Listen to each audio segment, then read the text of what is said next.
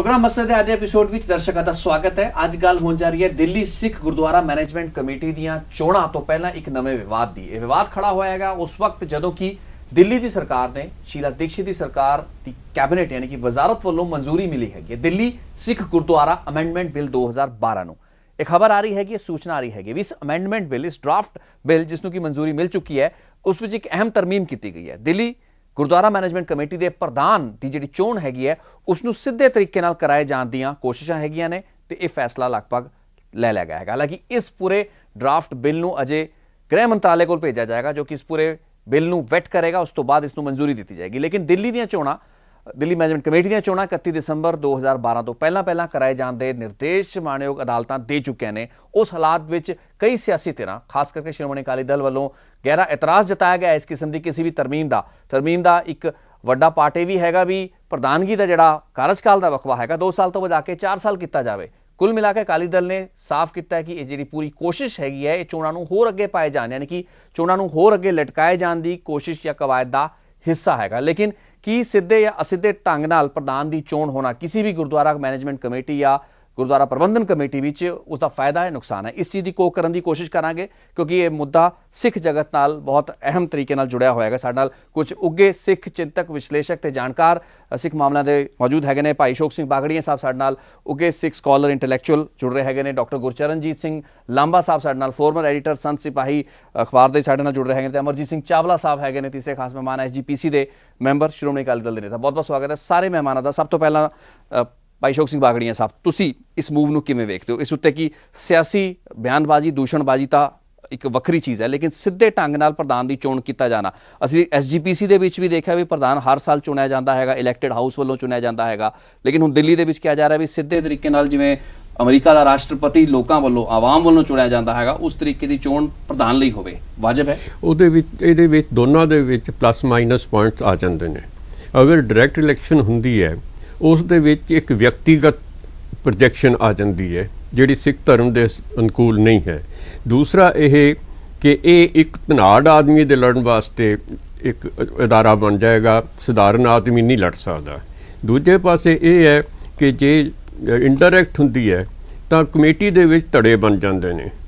ਉਹਨਾਂ ਧੜਿਆਂ ਨੂੰ ਰੋਕਣ ਵਾਸਤੇ ਤਰੀਕਾ ਅਗਰ ਲੱਭੇ ਜਿਸ ਦਾ मैं मतलब विचार है कि 4 साल की फर्ज करो अगर म्याद है 2-2.5 साल के अंदर ਉਹਦੇ अगेंस्ट कोई नो कॉन्फिडेंस मोशन एक बार आने की इजाजत होवे क्योंकि अगर हर साल उन्होंने करोगे तो वो हर साल अपनी प्रधानगी नूं लग्या रहेगा बचाउण वास्ते वो काम नहीं कर सकेगा।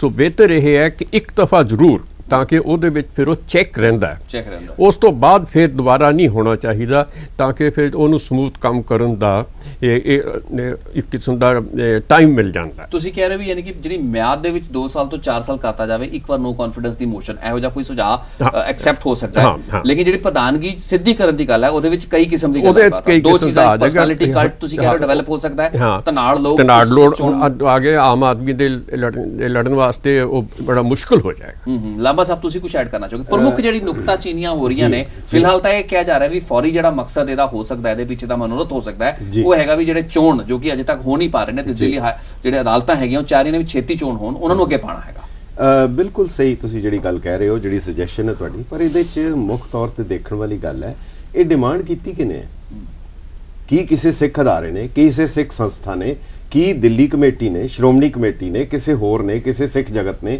ਇਹ ਆਲ ਆਫ ਅ ਸਡਨ ਅਚਾਨਕ ਹੀ ਸਰਕਾਰ ਇੰਨੀ ਕਿਉਂ ਕਾਹਲੀ ਪੈ ਗਈ ਸਾਨੂੰ ਕੁਝ ਗਿਫਟ ਦੇਣਾ ਚਾਹੁੰਦੀ ਜਿਹੜਾ ਅਸੀਂ ਮੰਗਿਆ ਨਹੀਂ। ਇਹ ਇੱਕ ਬਹੁਤ ਵੱਡਾ ਇਸ਼ੂ ਹੈਗਾ।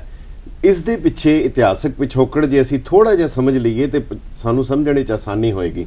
ਦਿੱਲੀ ਦੇ ਗੁਰਦੁਆਰੇ ਸਿੱਖਾਂ ਨੇ ਪੰਜਾਬ ਦੇ ਗੁਰਦੁਆਰਿਆਂ ਤੋਂ ਬਹੁਤ ਸਾਲ ਪਹਿਲੇ ਆਜ਼ਾਦ ਕਰਾ ਲਏ। ਪੰਜਾਬ ਦੇ ਗੁਰਦੁਆਰੇ 1925 'ਚ ਆਜ਼ਾਦ ਹੋਏ ਪਰ ਦਿੱਲੀ ਦੇ ਗੁਰਦੁਆਰੇ 1783 ਦੇ ਵਿੱਚ ਸਰਦਾਰ ਜੱਸਾ ਸਿੰਘ ਆਹਲੂਵਾਲੀਆ ਨੇ ਉਹਨਾਂ ਸਾਰੇ ਗੁਰਦੁਆਰਿਆਂ ਨੂੰ ਤਾਮੀਰ ਕਰਵਾਇਆ ਉੱਥੇ ਸਾਹਿਬ ਬਘੇਲ ਸਿੰਘ ਨੇ ਔਰ ਤਾਂ ਇਹ ਗੁਰਦੁਆਰੇ ਮਿਲੇ ਔਰ ਬਕਾਇਦਾ ਸ਼ਾਹ ਆਲਮ ਦੋਇਮ ਦੇ ਨਾਲ ਇੱਕ ਟ੍ਰੀਟੀ ਕਰਕੇ ਉਹ ਗੁਰਦੁਆਰੇ ਲੈ ਗਏ।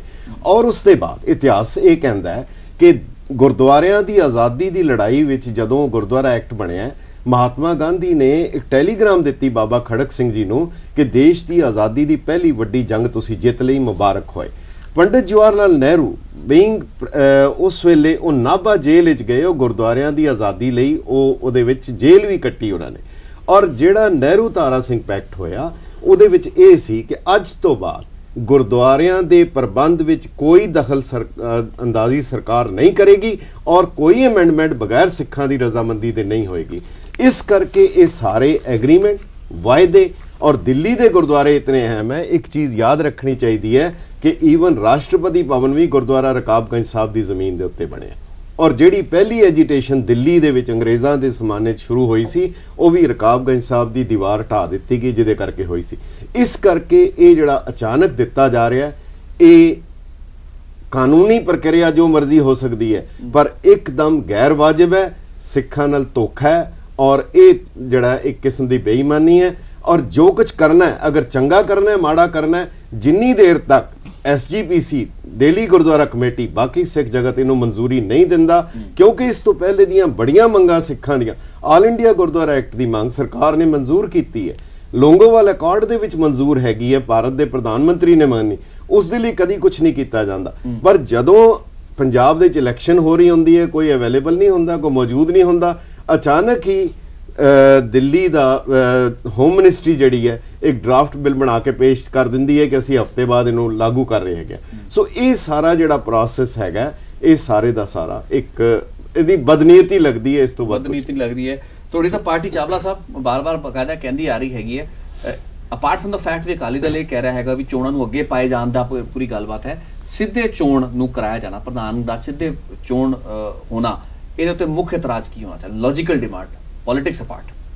बिल्कुल जिहड़ी गल साडे बागड़िया साहब ने कही कि इहदे विच जिहड़ी प्रधान दी चोण सिद्धा होना, ਉਹਦੇ 'ਚ बिल्कुल डेमोक्रेसी खत्म करने का एक ढंग है संस्था के अंदर। क्योंकि साडी जिहड़ी संस्था कोई भी बनी है, चाहे श्रोमणी गुरुद्वारा प्रबंधक कमेटी है या दिल्ली गुरुद्वारा प्रबंधक कमेटी है, ये बड़ी जद्दोजहद करके सानू प्राप्त हुई है।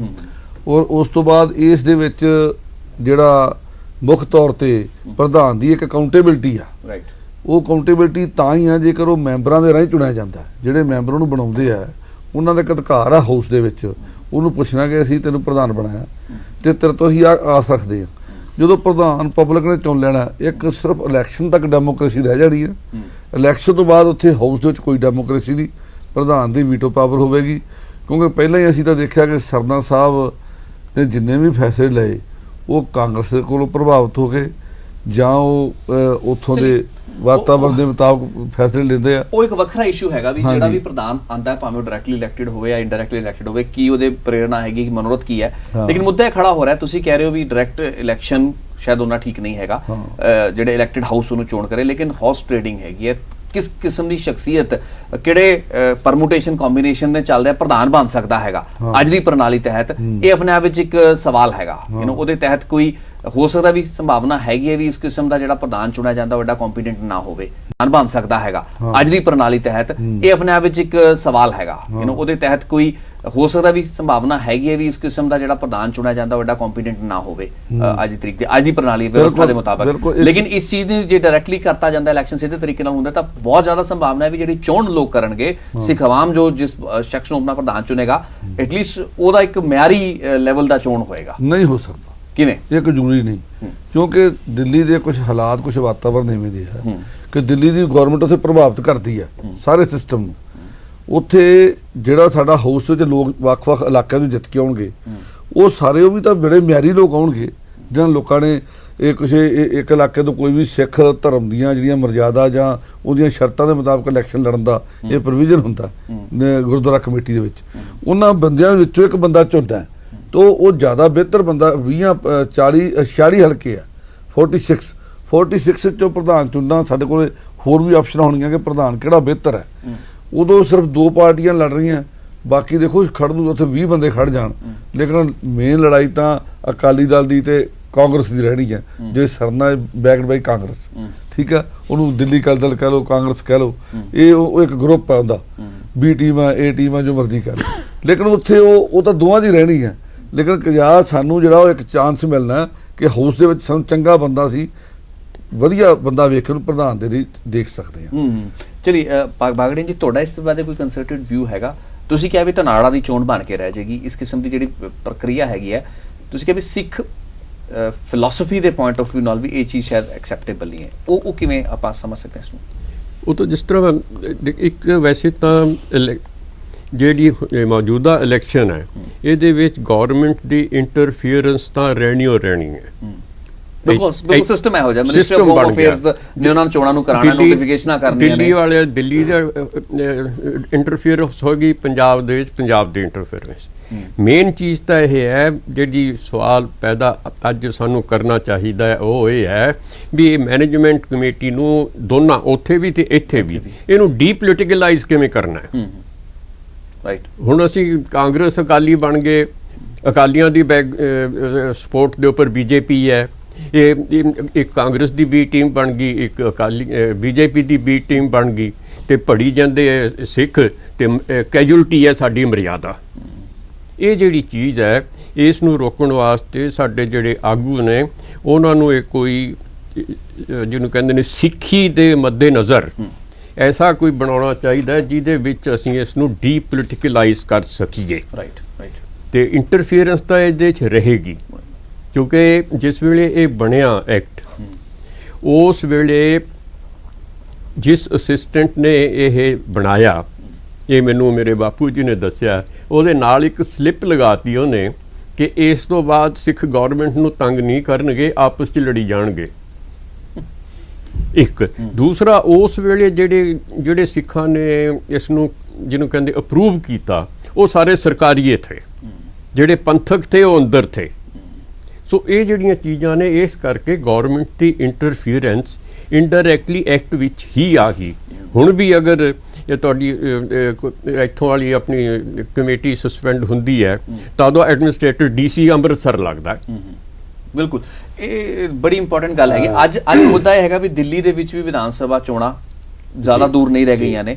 ਉਸ ਹਾਲਾਤ ਦੇ ਵਿੱਚ ਦਿੱਲੀ ਗਵਰਨਮੈਂਟ ਦੀ ਆਪਣੀ ਇੰਟਰਵੈਂਸ਼ਨ, ਉਸ ਤੋਂ ਇਲਾਵਾ ਵੀ ਇਹ ਜੇ ਦਿੱਲੀ ਦੀ ਕੈਬਨਿਟ ਨੇ ਇਸ ਨੂੰ ਅਪਰੂਵਲ ਕਰਤਾ ਹੈ, ਉਸ ਤੋਂ ਬਾਅਦ ਮਿਨਿਸਟਰੀ ਆਫ ਹੋਮ ਅਫੇਅਰਸ ਕੋਲ ਜਾਂਦੀ ਹੈ, ਜਿਸਨੇ ਕਿ ਫਾਈਨਲ ਨੋਟੀਫਿਕੇਸ਼ਨ ਜਾਂ ਇਹਦੇ ਸੰਦਰਭ ਵਿੱਚ ਕੁਝ ਕੱਢਣਾ ਹੈਗਾ। ਕੁੱਲ ਮਿਲਾ ਕੇ ਇੰਟਰਫੇਰੈਂਸਸ ਨੂੰ ਆਪਾਂ ਅਵੋਇਡ ਨਹੀਂ ਕਰ ਸਕਦੇ। ਬਿਲਕੁਲ ਬਿਲਕੁਲ, ਇਹਦੇ ਤੇ ਜਿਹੜਾ ਮੁੱਦਾ ਇਹ ਉੱਭਰ ਕੇ ਆਉਂਦਾ ਹੈ ਕਿ ਪਹਿਲੀ ਗੱਲ ਤੇ ਜਿਸ ਤਰ੍ਹਾਂ ਬਾਰ-ਬਾਰ ਕਈ ਜਗ੍ਹਾ ਕਈ ਕੁਆਰਟਰਸ ਤੋਂ ਕਹੀ ਜਾ ਰਹੀ ਹੈ ਕਿ ਇਹ ਸਰਨਾ ਸਾਹਿਬ ਨੂੰ ਬੈਨੀਫਿਟ ਦੇਣ ਲਈ ਜਾਂ ਕਿਸੇ ਪਾਰਟਿਕੂਲਰ ਬੰਦੇ ਨੂੰ, ਇਹਦਾ ਮਤਲਬ ਕੀ ਅਸੀਂ ਮੰਨ ਕੇ ਤੁਰ ਲਿਆ ਕਿ ਡੈਮੋਕ੍ਰੇਸੀ ਖਤਮ ਹੋ ਗਈ, ਹੋਰ ਕੋਈ ਸੰਗਤ ਦਾ ਸਾਰੀ ਰੁਤਬਾ ਖਤਮ ਹੋ ਗਿਆ ਔਰ ਉਹ ਹਾਰ ਮੰਨ ਲਈ ਕਿ ਇੱਕ ਪਾਰਟੀ ਦੂਜੀ ਜਿਹੜੀ ਹੈ ਕਾਬਜ਼ ਹੋ ਗਈ। ਸਵਾਲ ਇਹਦੇ ਵਿੱਚ ਜਿਹੜਾ ਉੱਭਰ ਕੇ ਆ ਰਿਹਾ ਹੈ ਕਿ ਦਿੱਲੀ ਦੇ ਵਿੱਚ 1971 ਦੀ ਜਿਹੜੀ ਐਕਟ ਬਣਿਆ ਸੀ, ਇਹ ਕਹਿਣ ਵਿੱਚ ਕੋਈ ਇਤਰਾਜ਼ ਨਹੀਂ, ਭਾਵੇਂ ਬਾਗੜੀਆ ਸਾਹਿਬ ਨੂੰ ਸਰਕਾਰੀ ਕਹਿ ਰਹੇ ਹੈ, ਗੈਰ ਸਰਕਾਰੀ ਕਹਿ ਰਹੇ ਹੈ।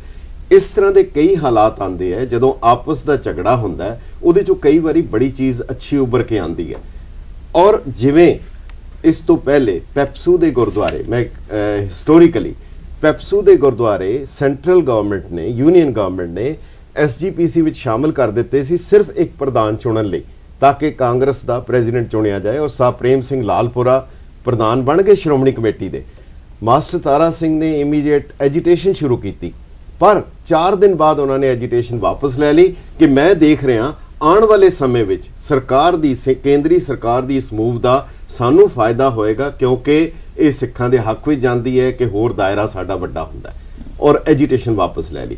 1971 ਦੀ ਆਪਸੀ ਝਗੜਾ ਸੀ, ਸਰਦਾਰਨੀ ਨਿਰਲੇਪ ਕੌਰ ਉਹਦੇ 'ਚ ਮੁੱਖ ਉਹਨਾਂ ਨੇ ਰੋਲ ਅਦਾ ਕੀਤਾ। ਔਰ ਜਿਹੜੀ ਉਹ ਐਕਟ ਬਣਿਆ, ਇਹ ਕਿਹਾ ਜਾ ਸਕਦਾ ਹੈ ਪਾਰਲੀਮੈਂਟ ਨੇ ਐਕਟ ਪਾਸ ਕੀਤਾ ਹੈ, ਔਰ ਉਹ ਐਕਟ ਇਸ ਤੋਂ ਵਧੀਆ ਐਕਟ, ਇਸ ਤੋਂ ਅੱਛਾ ਐਕਟ ਕੋਈ ਬਣਾ ਹੀ ਨਹੀਂ ਸਕਦਾ। ਖਾਸ ਕਰਕੇ ਜਿਹੜੀ ਸਿੱਖ ਦੀ ਪਰਿਭਾਸ਼ਾ ਜਿਹੜੀ ਦਿੱਤੀ ਗਈ ਹੈ, ਉਹਦੇ ਵਿੱਚ ਸਹਿਜਧਾਰੀ ਦੀ ਕੋਈ ਪ੍ਰੋਵੀਜ਼ਨ ਨਹੀਂ ਸੀ। ਦਿੱਲੀ ਦੇ ਐਕਟ ਵਿੱਚ ਕੋਈ ਸਹਿਜਧਾਰੀ, ਕਿਸੇ ਕਿਸਮ ਦਾ ਕੋਈ ਝਗੜੇ ਵਾਲੀ ਮੱਦ ਨਹੀਂ ਸੀ। ਔਰ ਉਹਦੇ ਵਿੱਚ ਸਿੱਖ ਦੀ ਪਰਿਭਾਸ਼ਾ ਇਤਨੀ ਦਰੁਸਤ ਸੀ ਕਿ ਇੰਸਟੀਚਿਊਟ ਆਫ ਸਿੱਖ ਸਟੱਡੀਜ਼ ਨੇ ਇਹ ਲਿਖਿਆ ਕਿ ਜਿਹੜੀ ਪਰਿਭਾਸ਼ਾ ਦਿੱਤੀ ਗਈ ਹੈ ਸੇਮ ਅਡਾਪਟ ਕੀਤੀ ਜਾਏ ਆਲ ਇੰਡੀਆ ਗੁਰਦੁਆਰਾ ਐਕਟ ਵਿੱਚ। ਮਗਰ ਬਾਅਦ ਵਿੱਚ ਸਰਕਾਰ ਵੱਲੋਂ ਸੇਮ ਦੀ ਬਜਾਏ ਸਿਮਿਲਰ ਕਹਿ ਕੇ ਉਹਨੂੰ ਡਾਇਲਿਊਟ ਕਰਨ ਦੀ ਕੋਸ਼ਿਸ਼ ਕੀਤੀ ਗਈ। ਸੇਮ ਔਰ ਸਿਮਿਲਰ ਵਿੱਚ ਬੜਾ ਫਰਕ ਹੁੰਦਾ। ਸੋ ਇਹ ਕਾਨੂੰਨੀ ਪੈਚੀਦਗੀਆਂ ਦੇ ਨਾਲ ਜਿਹੜੀ ਹੇਰਾਫੇਰੀ ਕੀਤੀ ਜਾਂਦੀ ਹੈ। ਔਰ ਉਸ ਵੇਲੇ ਜਿਹੜਾ ਐਕਟ ਬਣਿਆ ਉਹਦੇ ਵਿੱਚ ਕੋਈ ਕਮੀ ਨਹੀਂ ਕਿਸੇ ਕਿਸਮ ਦੀ, ਉਹਦੇ ਵਿੱਚ ਤਰਮੀਮ ਦੀ ਬਿਲਕੁਲ ਜ਼ਰੂਰਤ ਨਹੀਂ। ਅਗਰ ਜ਼ਰੂਰਤ ਹੈ ਉਸ ਨੂੰ ਇਮਾਨਦਾਰੀ ਨਾਲ ਲਾਗੂ ਕਰਨ ਦੀ, ਔਰ ਉਹ ਜ਼ਿੰਮੇਵਾਰੀ ਜਿਹੜੀ ਹੈਗੀ ਹੈ ਉਹ ਇਹ ਹੈਗੀ ਹੈ ਕਿ ਸਰਕਾਰ ਸਮੇਂ ਸਿਰ ਇਲੈਕਸ਼ਨ ਕਰਾਏ, ਜਿਹੜੀ ਉਹਦੀ ਕਨਸਟੀਟਿਊਸ਼ਨਲ ਆਬਲੀਗੇਸ਼ਨ ਹੈ। ਕਿ ਜਿਹੜੇ ਬਹਾਨੇ ਲਾ ਕੇ ਦਿੱਲੀ ਗੁਰਦੁਆਰਾ ਕਮੇਟੀ ਦੀ ਇਲੈਕਸ਼ਨ, ਸ਼੍ਰੋਮਣੀ ਕਮੇਟੀ ਦੀ ਇਲੈਕਸ਼ਨ 14 ਸਾਲ ਤੱਕ ਡਿਲੇ ਕਰ ਦਿੱਤੀ ਜਾਂਦੀ ਹੈ, ਕੀ ਕੱਲ ਨੂੰ ਇਹ ਬਹਾਨਾ ਲਾ ਕੇ ਭਾਰਤ ਸਰਕਾਰ ਦੀ ਇਲੈਕਸ਼ਨ ਵੀ ਡਿਲੇ ਕੀਤੀ ਜਾ ਸਕਦੀ ਹੈ? ਅਗਰ ਇਹਨਾਂ ਦੇ ਵੱਸ ਹੋਏ, ਜੇ ਉੱਥੇ ਇਲੈਕਸ਼ਨ ਕਮਿਸ਼ਨ ਨਾ ਹੋਏ ਇੰਡੀਪੈਂਡੈਂਟ, ਲੋੜ ਹੈ ਅਮੈਂਡਮੈਂਟ, ਇੱਕ ਅਮੈਂਡਮੈਂਟ ਦੀ, ਇੱਕ ਇਲੈਕਸ਼ਨ ਕਮਿਸ਼ਨਰ ਬਣੇ, ਜਿਹੜਾ ਇਲੈਕਸ਼ਨ ਕਮਿਸ਼ਨ ਦੀ ਇਹ ਡਿਊਟੀ ਹੋਏ ਕਿ ਟਾਈਮ ਸਿਰ ਇਲੈਕਸ਼ਨ ਕਰਾ ਦੇਵੇ। ਲੇਕਿਨ ਤੁਹਾਨੂੰ ਲੱਗਦਾ ਵੀ ਇਸ ਕਿਸਮ ਦੀ ਮੂਵ ਨਾਲ, ਮੈਂ ਇਹ ਬਾਗੜੇ ਜੀ ਦਾ ਵੀ ਸਵਾਲ ਹੈ, ਤੁਹਾਡੇ ਤੋਂ ਵੀ ਸਵਾਲ ਹੈ, ਲੇਕਿਨ ਤੁਹਾਨੂੰ ਲੋਕਾਂ ਨੂੰ ਲੱਗ ਰਿਹਾ ਵੀ ਜੇ ਇਹ ਭੰਬਲ ਭੂਸਾ ਹੁਣ ਕ੍ਰੀਏਟ ਕਰਤਾ ਜਾਂਦਾ, ਹੁਣ ਤਰਮੀਮਾਂ ਦੀ ਗੱਲ ਕੀਤੀ ਜਾਂਦੀ ਹੈ, ਤਾਂ ਤੁਹਾਨੂੰ ਇਲੈਕਸ਼ਨ ਦੇ ਉੱਤੇ ਸਿੱਧਾ ਇਫੈਕਟ ਪਏਗਾ?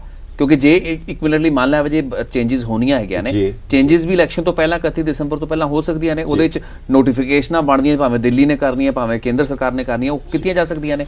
ਮੈਨੂੰ ਤਾਂ ਇਦਾਂ ਲੱਗਦਾ ਹੈ ਕਿ ਬਿਲਕੁਲ ਹੋ ਸਕਦਾ ਹੈ, ਕਿਉਂਕਿ ਜਦੋਂ ਵੀ ਕੋਈ ਐਕਟ ਜਿਹੜਾ ਬਣਦਾ ਉਹਦੇ ਵਾਇਰਸ ਚੈੱਕ ਕਰਨ ਲਈ ਇੰਟਰਾ ਵਾਇਰਸ ਹੈ, ਅਲਟਰਾ ਵਾਇਰਸ ਹੈ, ਕੋਈ ਵੀ ਹਾਈ ਕੋਰਟ ਸੁਪਰੀਮ ਕੋਰਟ ਜਾ ਸਕਦਾ ਹੈ, ਔਰ ਜਦੋਂ ਜਾਂਦਾ ਹੈ, ਔਰ ਤੁਸੀਂ ਦੇਖ ਹੀ ਲਿਆ ਸ਼੍ਰੋਮਣੀ ਕਮੇਟੀ ਦੀ ਇਲੈਕਸ਼ਨਾਂ ਹੋਣ, ਕੁਝ ਵੀ ਹੋਏ, ਜਦੋਂ ਵੀ ਜਾਂਦਾ ਹੈ, ਕੋਰਟਾਂ ਜਿਹੜੀਆਂ ਹੈਗੀਆਂ, ਅਦਾਲਤਾਂ ਆਪਣੇ ਢੰਗ ਨਾਲ ਚੱਲਦੀਆਂ, ਉਹਨਾਂ ਨੇ ਇਨਸਾਫ ਦੇਣਾ ਹੁੰਦਾ, ਉਹ ਨਹੀਂ ਚਾਹੁੰਦੀਆਂ, ਉਹ ਡਿਲੇ ਵੀ ਕਰ ਸਕਦੀਆਂ। ਸੋ ਇਸ ਕਰਕੇ ਅਮੈਂਡਮੈਂਟ ਜਿਹੜੀਆਂ ਹੈਗੀਆਂ ਉਹਦੇ ਡਿਲੇ ਤੇ ਹੋ ਹੀ ਸਕਦੀਆਂ, ਉਹਦੇ ਵਿੱਚ ਤੇ ਕੋਈ ਦੋ ਰਾਏ ਨਹੀਂ, ਬਲਕਿ ਇਹਦਾ ਨੁਕਸਾਨ ਹੋਰ ਇਹ ਹੋਏਗਾ, ਜਿਹੜੇ ਪ੍ਰੋਜੈਕਟਸ ਚੱਲ ਰਹੇ ਆ, ਜਿਹੜੇ ਸੰਗਤ ਦੇ ਕੰਮ ਦੇ ਜਿਹੜੇ ਚੱਲ ਰਹੇ ਆ, ਉਹ ਸਾਰੇ ਰੁਕ ਜਾਂਦੇ ਆ। ਇਹ ਆਪਸੀ ਝਗੜੇ ਦੇ ਵਿੱਚ ਜਿਹੜੇ ਹੈਗੇ ਆ ਇਹ ਹੋ ਜਾਂਦੇ ਆ, ਇਸ ਕਰਕੇ ਇਹਦਾ ਨੁਕਸਾਨ। ਬਾਕੀ ਰਹਿ ਗਈ ਗੱਲ ਜਿਹੜੀ ਤੁਸੀਂ ਗੱਲ ਕੀਤੀ ਹੈ ਕਿ ਇੱਕ ਡਾਇਰੈਕਟ ਚੁਣ ਲਿਆ ਜਾਏ ਜਾਂ ਕੋਈ ਚੁਣ ਲਿਆ ਜਾਏ, ਗੱਲ ਤਾਂ ਉਹੀ ਹੈ, ਜਿਹੜਾ ਮਰਜ਼ੀ ਤੁਸੀਂ ਜਿਵੇਂ ਪਹਿਲੇ ਵੀ ਜ਼ਿਕਰ ਕੀਤਾ ਹੈ, ਜਿਵੇਂ ਇਕਬਾਲ ਕਹਿੰਦਾ ਜਲਾਲੇ ਪਾਤਸ਼ਾਹੀ ਹੋ ਜਾਂ ਹੋ ਜਮਹੂਰੀਅਤ का तमाशा, या मोनार्की होए या डेमोक्रेसी का ड्रामा होए,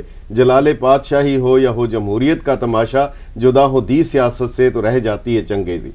बाकी एक गल है, आम सिख ਦਾ ਕੰਸਰਨ ਜਿਹੜਾ ਨਾ ਉਹ ਇਨਡਿਫਰੈਂਟ ਹੁੰਦਾ ਜਾ ਰਿਹਾ, ਉਹਨੂੰ ਕੋਈ ਬਹੁਤਾ ਰਹਿ ਨਹੀਂ ਗਿਆ, ਉਹਨੂੰ ਪਤਾ ਮੇਰਾ ਕੀ ਲੈਣਾ ਦੇਣਾ ਹੈ ਜੀ। ਉਹਨੂੰ ਹੈਗਾ ਹੁਣ ਜਿਸ ਤਰ੍ਹਾਂ ਇਲੈਕਸ਼ਨ ਅਗਰ ਪ੍ਰਧਾਨ ਦੀ ਡਾਇਰੈਕਟ ਹੋ ਜਾਏਗੀ, ਇਲੈਕਸ਼ਨ ਪ੍ਰਧਾਨ ਦੀ ਹੋਏਗੀ, ਆਮ ਬੰਦੇ ਦਾ ਰੋਲ ਹੀ ਨਹੀਂ ਰਹਿ ਜਾਣਾ ਉਹਦੇ ਵਿੱਚ ਕੋਈ ਬਹੁਤ ਜ਼ਿਆਦਾ, ਕਿਉਂਕਿ ਜਿੰਨਾ ਵੱਡਾ, ਲੇਕਿਨ ਮੇਰੇ ਹਿਸਾਬ ਨਾਲ ਆਮ ਬੰਦੇ ਦਾ ਥੋੜਾ ਜ਼ਿਆਦਾ ਵੱਧ ਇਸ ਵਾਸਤੇ ਜਾਂਦਾ ਵੀ ਹੁਣ ਪ੍ਰਧਾਨ ਉਹਨਾਂ ਨੇ ਥਾਪਣਾ ਹੈਗਾ, ਪ੍ਰਧਾਨ ਦੀ ਇੰਡੀਵਿਜੂਅਲ ਜਿਹੜੀ ਉਹਦੀ ਆਪਣੀ ਫੈਕਲਟੀਜ਼ ਹੈਗੀਆਂ, ਉਹ ਕਿਸ ਕਿਰਦਾਰ ਦਾ, ਕਿਸ ਮਿਆਰ ਦਾ, ਕੀ ਉਹਦਾ ਵਜੂਦ ਹੈਗਾ, ਇਹ ਸਾਰੀ ਚੀਜ਼ਾਂ ਮੇਰੇ ਹਿਸਾਬ ਨਾਲ ਥੋੜੀ ਰਿਪਰੈਜ਼ੈਂਟੇਟਿਵਨੈਸ ਜ਼ਰੂਰ ਵੱਧ ਜਾਂਦੀ ਹੈ ਵਿਦ ਦ ਫੈਕਟ ਕਿ ਡਿਸਐਡਵਾਂਟੇजेस ਰਹਿੰਦੀਆਂ ਨੇ ਉਹਦੇ ਵਿੱਚ। ਉਹਦੇ 'ਚ ਡਿਪੈਂਡ ਕਰੇਗਾ ਇਲੈਕਟਰਲ ਕਾਲਜ ਕਿੰਨਾ ਵੱਡਾ, ਇਲੈਕਟਰਲ ਕਾਲਜ ਦੀ ਜਿਹੜੇ ਚੁਣਨ ਵਾਲੇ ਉਹਨਾਂ ਦੀ ਕੁਆਲੀਫਿਕੇਸ਼ਨ ਕੀ ਹੈ, ਚੁਣਨ ਵਾਲਿਆਂ ਨੇ ਆਪਣੇ ਵਰਗਾ ਚੁਣਨਾ ਨਹੀਂ, ਸਾਨੂੰ ਫਿਰ ਵਿਸ਼ਵਾਸ ਤਾਂ ਕਰਨਾ ਪਏਗਾ ਨਾ, ਅਲਟੀਮੇਟਲੀ ਉਹੀ ਲੋਕ ਜਿਹੜੇ ਵਾਰਡ ਵਾਈਜ਼ ਵੀ ਲੋਕ ਮੈਂਬਰਾਂ ਨੂੰ ਚੁਣਨਗੇ। ਇੱਕ ਗੱਲ ਤਾਂ ਡੈਫੀਨਿਟ ਹੈ, ਇੱਕ ਨਿਸ਼ਚਿਤ ਹੈ ਕਿ ਜਿੰਨਾ ਵੱਡਾ ਇਲੈਕਟਰਲ ਕਾਲਜ ਹੋਏਗਾ ਉਨੀ ਜ਼ਿਆਦਾ ਕਰਪਸ਼ਨ ਵਧੇਗੀ, ਕਿਉਂਕਿ ਉਨੇ ਪੈਸੇ ਵਾਲਾ ਉਹਨਾਂ ਧਨਾੜ ਬੰਦਾ ਆਏਗਾ, ਦੂਜਾ ਨਹੀਂ ਆ ਸਕਦਾ ਹੈਗਾ। ਰਾਈਟ ਇੱਕ ਛੋਟੇ ਜਿਹੇ ਕਮਰਸ਼ੀਅਲ ਬ੍ਰੇਕ ਲਈ ਰੁਕਣਾ, ਬ੍ਰੇਕ ਤੋਂ ਬਾਅਦ ਸਾਡੀ ਗੱਲਬਾਤ ਦਿੱਲੀ ਸਿੱਖ ਗੁਰਦੁਆਰਾ ਮੈਨੇਜਮੈਂਟ ਕਮੇਟੀ ਦੀਆਂ ਚੋਣਾਂ ਤੇ ਉਸ ਤੋਂ ਪਹਿਲਾਂ ਦੀ ਇੱਕ ਐਸੀ ਪ੍ਰਪੋਜ਼ਡ ਮੂਵ ਜੋ ਕਿ ਦਿੱਲੀ ਸਰਕਾਰ ਵੱਲੋਂ ਆ ਰਹੀ ਹੈ, ਜਿਸ ਦੇ ਤਹਿਤ ਕਿ ਪ੍ਰਧਾਨ ਜਿਹੜਾ ਕਿ ਗੁਰਦੁਆਰਾ ਮੈਨੇਜਮੈਂਟ ਕਮੇਟੀ ਦਾ ਪ੍ਰਧਾਨ ਹੈ, ਉਸ ਦੀ ਸਿੱਧੀ ਚੋਣ ਦੀ ਗੱਲਬਾਤ ਹੈ। ਹੁਣ ਸਿੱਧੀ ਚੋਣ ਆਪਣੇ ਆਪ ਵਿੱਚ ਕਈ ਸਵਾਲਾਂ ਨੂੰ ਜਨਮ ਦੇ ਰਹੀ ਹੈ, ਤੇ ਇਸ ਮੂਵ ਨੂੰ ਲੈ ਕੇ, ਇਸ ਫੈਸਲੇ ਨੂੰ ਲੈ ਕੇ ਅਦਾਲਤਾਂ ਦੇ ਵਿੱਚ ਜਾਣ ਵਾਲੇ ਲੋਕਾਂ ਦੀ ਜਾਂ ਗੁਹਾਰ ਲਾਉਣ ਵਾਲੇ ਲੋਕਾਂ ਦੀ ਕਮੀ ਨਹੀਂ ਹੋਏਗੀ, ਤੇ ਇਹੀ ਖਦਸ਼ਾ ਕਈ ਧਿਰਾਂ ਨੂੰ ਹੈਗਾ ਵੀ ਸ਼ਾਇਦ ਇਸ ਮੂਵ ਦੇ ਕਾਰਨ ਜਿਹੜੇ ਚੋਣ ਪਹਿਲਾਂ ਹੀ ਜਿਹੜੀ ਸੰਬੰਧਿਤ ਸਰਕਾਰਾਂ ਨਹੀਂ ਕਰਾਉਣਾ ਚਾਹ ਰਹੀਆਂ ਤੇ ਉਹ ਅਦਾਲਤਾਂ ਨੇ ਕਿਹਾ ਹੋਇਆ ਵੀ 31 ਦਸੰਬਰ ਤੋਂ ਪਹਿਲਾਂ ਕਰਵਾਇਆ ਜਾਣੀਆਂ ਚਾਹੀਦੀਆਂ ਨੇ, ਉਹ ਸ਼ਾਇਦ ਹੋਰ ਅੱਗੇ ਪਾਈ ਜਾਂਦੀ ਕੋਸ਼ਿਸ਼ ਨਹੀਂ। ਬ੍ਰੇਕ ਤੋਂ ਬਾਅਦ ਵਾਪਸ ਜੁੜਾਂਗੇ ਚਰਚਾ ਦੇ ਉੱਤੇ।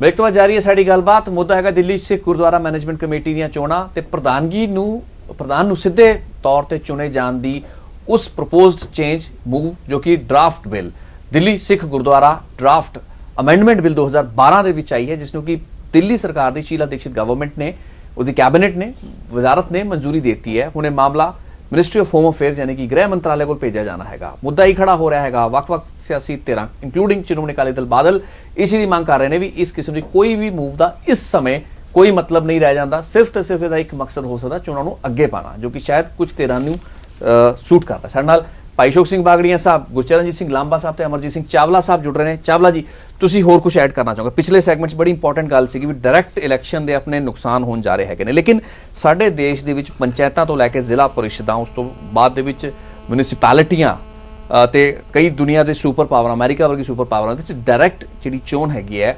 ਉਸਦੇ ਫਾਇਦੇ ਵੀ ਹੈਗੇ ਨੇ, ਉਸਦੀ ਪ੍ਰੋਵੀਜ਼ਨਸ ਵੀ ਹੈਗੇ ਨੇ। ਉਹ ਸਾਰੀ ਗੱਲਾਂ ਪਤਾ ਸਾਡੇ ਸਿਸਟਮ ਨੇ ਕਈ ਲੈਵਲ ਤੇ ਐਕਸੈਪਟ ਕੀਤੀਆਂ ਨੇ, ਤੇ ਗੁਰਦੁਆਰਾ ਚੋਣਾਂ ਦੇ ਵਿੱਚ ਉਹਦੀ ਮੁਖਾਲਫਤ ਕਿਉਂ?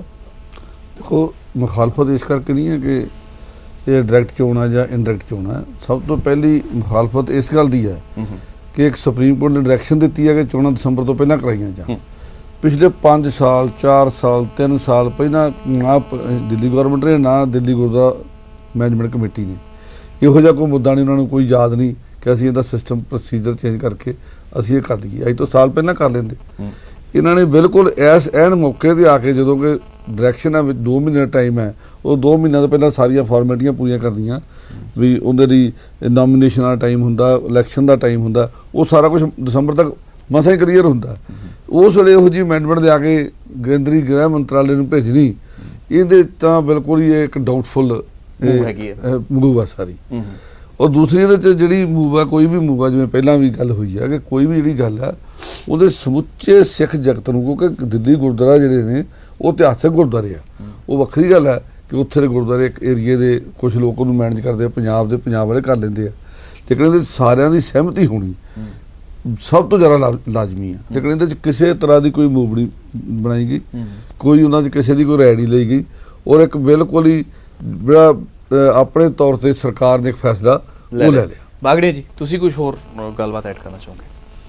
ਦੇਖੋ, ਇੱਕ ਤਾਂ ਜੋ ਪਹਿਲਾਂ ਕਰੈਕਟ ਕਰਦੇ ਹਾਂ, ਜਿਹੜਾ ਮੈਂ ਕਿਹਾ ਸੀਗਾ ਐਕਟ ਬਾਰੇ, ਉਹ 71 ਵਾਲੇ ਬਾਰੇ ਨਹੀਂ ਸੀ ਕਿਹਾ, ਮੈਂ ਓਰੀਜਨਲ ਜਿਹੜਾ 2025 ਵਾਲਾ ਉਹਦੇ ਬਾਰੇ ਕਿਹਾ ਸੀ, ਜੋ ਅੰਗਰੇਜ਼ ਵੇਲੇ ਬਣਿਆ। ਇਹਦੇ ਬਾਰੇ ਨਹੀਂ ਉਹ ਮੇਰੀ ਜਿਹੜੀ ਸੀ। ਦੂਸਰਾ ਇਹ ਹੈਗਾ ਵੀ ਇਸ ਨੂੰ ਇਹਦੇ ਵਿੱਚ ਜਿਸ ਤਰ੍ਹਾਂ ਹੁਣ ਆਮ ਵੋਟਰ ਦੇ ਨਾਲੋਂ ਇਹ ਇੱਕ ਹੋਰ ਵੱਡੀ ਤਬਦੀਲੀ ਹੈ, ਮੇਰੇ ਮਨ 'ਚ ਬਹੁਤ ਦੇਰ ਤੋਂ ਆਈ ਹੋਈ ਹੈ। ਉਹ ਇਹ ਹੈ ਕਿ ਇੰਡਾਇਰੈਕਟ ਚੋਣ ਹੋਣੀ ਚਾਹੀਦੀ ਹੈ। ਇੰਡਾਇਰੈਕਟ ਤੋਂ ਮੇਰਾ ਭਾਵ ਹੈ ਵੀ ਜਿਹੜੀਆਂ ਰਜਿਸਟਰਡ ਸਿੰਘ ਸਭਾਵਾਂ ਨੇ ਉਹ ਆਪਣਾ ਇੱਕ ਵੋਟ ਬਣਾਉਣ ਇਲਾਕੇ ਦੀ। ਉਹਦੇ ਵਿੱਚ ਜਿਹੜੀ ਡਾਇਰੈਕਟ ਇਹ ਹੈਗੀ ਹੈ, ਇੱਕ ਤਾਂ ਜਿਹੜਾ ਚੰਗਾ ਬੰਦਾ ਆਏਗਾ ਉਹ ਉੱਥੋਂ ਸਿਲੈਕਟ ਕਰਕੇ ਆਪਣੇ ਇਲਾਕੇ ਦਾ ਜਿਹਨੂੰ ਠੀਕ ਸਮਝਣਗੀਆਂ ਉਹ ਕਮੇਟੀਆਂ ਭੇਜਣਗੀਆਂ। ਉਹਦੇ ਨਾਲ ਜਿਹੜੀ ਇੱਕ ਸਾਡਾ ਖਰਚਾ ਘਟਦਾ ਹੈ, ਹਰ ਇੱਕ ਨੂੰ ਨਹੀਂ ਫੜਨਾ ਪੈਂਦਾ ਤੇ ਹਰ ਇੱਕ ਦੇ ਪਿੱਛੇ ਨਹੀਂ ਜਾਣਾ ਪੈਂਦਾ। ਇੰਡਾਇਰੈਕਟ ਹੋ ਕੇ ਜਿਹੜੀਆਂ ਰਜਿਸਟਰਡ ਨੇ ਗੁਰਦੁਆਰਾ ਕਮੇਟੀਆਂ, ਉਹਨਾਂ ਦੇ ਇੱਕ ਬੰਦਾ ਉਹਨਾਂ ਦਾ ਜਿਸ ਨੂੰ ਆਥੋਰਾਈਜ਼ ਕਰਨ ਉਹ ਵੋਟਰ ਬਣੇ।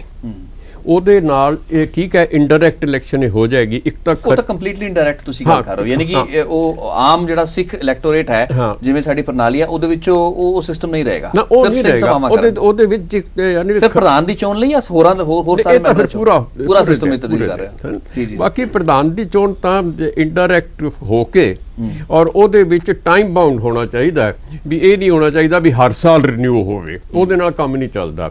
ਉਹ ਜਿਸ ਤਰ੍ਹਾਂ ਮੈਂ ਪਹਿਲਾਂ ਅਰਜ਼ ਕੀਤੀ 2-2.5 ਸਾਲ ਬਾਅਦ ਇੱਕ ਵਾਰੀ ਨਾਨ ਕੌਨਫੀਡੈਂਸ ਮੋਟਰਸ ਦੀ ਕਰ ਦਿਓ ਤਾਂ ਕਿ ਉਹਨੂੰ ਥੋੜਾ ਜਿਹਾ ਚੈੱਕ ਰਹੇ।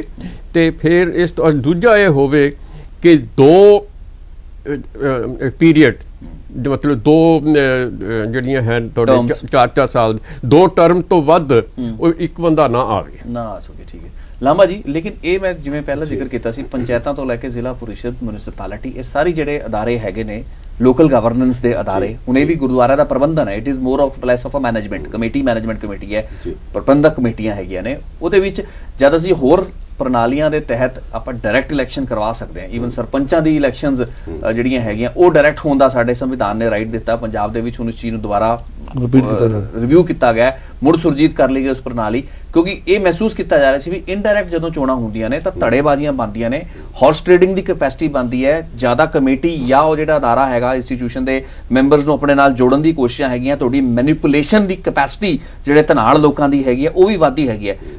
ਜੇ ਤੁਸੀਂ ਕਹਿ ਰਹੇ ਹੋ ਵੀ ਜ਼ਿਆਦਾ ਵੱਡੇ ਲੈਵਲ ਦੀ ਕਰਪਸ਼ਨ ਹੈ, ਧਨਾੜ ਲੋਕ ਜ਼ਿਆਦਾ ਇਨਫਲੂਐਂਸ ਕਰਨਗੇ ਇਲੈਕਟੋਰੇਟ ਨੂੰ, ਜੇ ਡਾਇਰੈਕਟ ਇਲੈਕਸ਼ਨ ਹੁੰਦੀ ਹੈ ਤਾਂ ਇੰਡਾਇਰੈਕਟ ਇਲੈਕਸ਼ਨ ਦੇ ਵਿੱਚ ਵੀ ਉਸ ਕਿਸਮ ਦੀ ਮੈਨੀਪੂਲੇਸ਼ਨ ਉਲਟਾ ਸੌਖੀ ਹੋ ਜਾਂਦੀ ਹੈ, ਲੋਕਲਾਈਜ਼ ਹੋ ਜਾਂਦੀ ਹੈ, ਸੌਖੀ ਹੋ ਜਾਂਦੀ ਹੈ ਨਾ। ਹਾਂਜੀ, ਮੇਰੇ ਸਿਰਫ ਗੋਡੇ 'ਚ ਦਰਦ ਹੋਏ ਤੇ ਮੇਰੇ ਸਾਰੇ ਬਦਨ 'ਚ ਦਰਦ ਹੋਏ, ਇਹ ਫਰਕ ਹੋ ਜਾਏਗਾ ਨਾ। ਇੱਕ ਲੋਕਲਾਈਜ਼ ਪ੍ਰੋਬਲਮ ਪਰ ਸੌਖਾ ਹੋਏਗਾ ਨਾ, ਪਰ ਸੌਖਾ ਹੋਏਗਾ। ਮੈਨੀਪੂਲੇਸ਼ਨ ਦੀ ਗੱਲ ਤੁਸੀਂ ਕਰ ਰਹੇ ਹੋ, ਸੌਖੀ ਵੀ ਹੋ ਜਾਏਗੀ ਮੈਨੀਪੂਲੇਸ਼ਨ।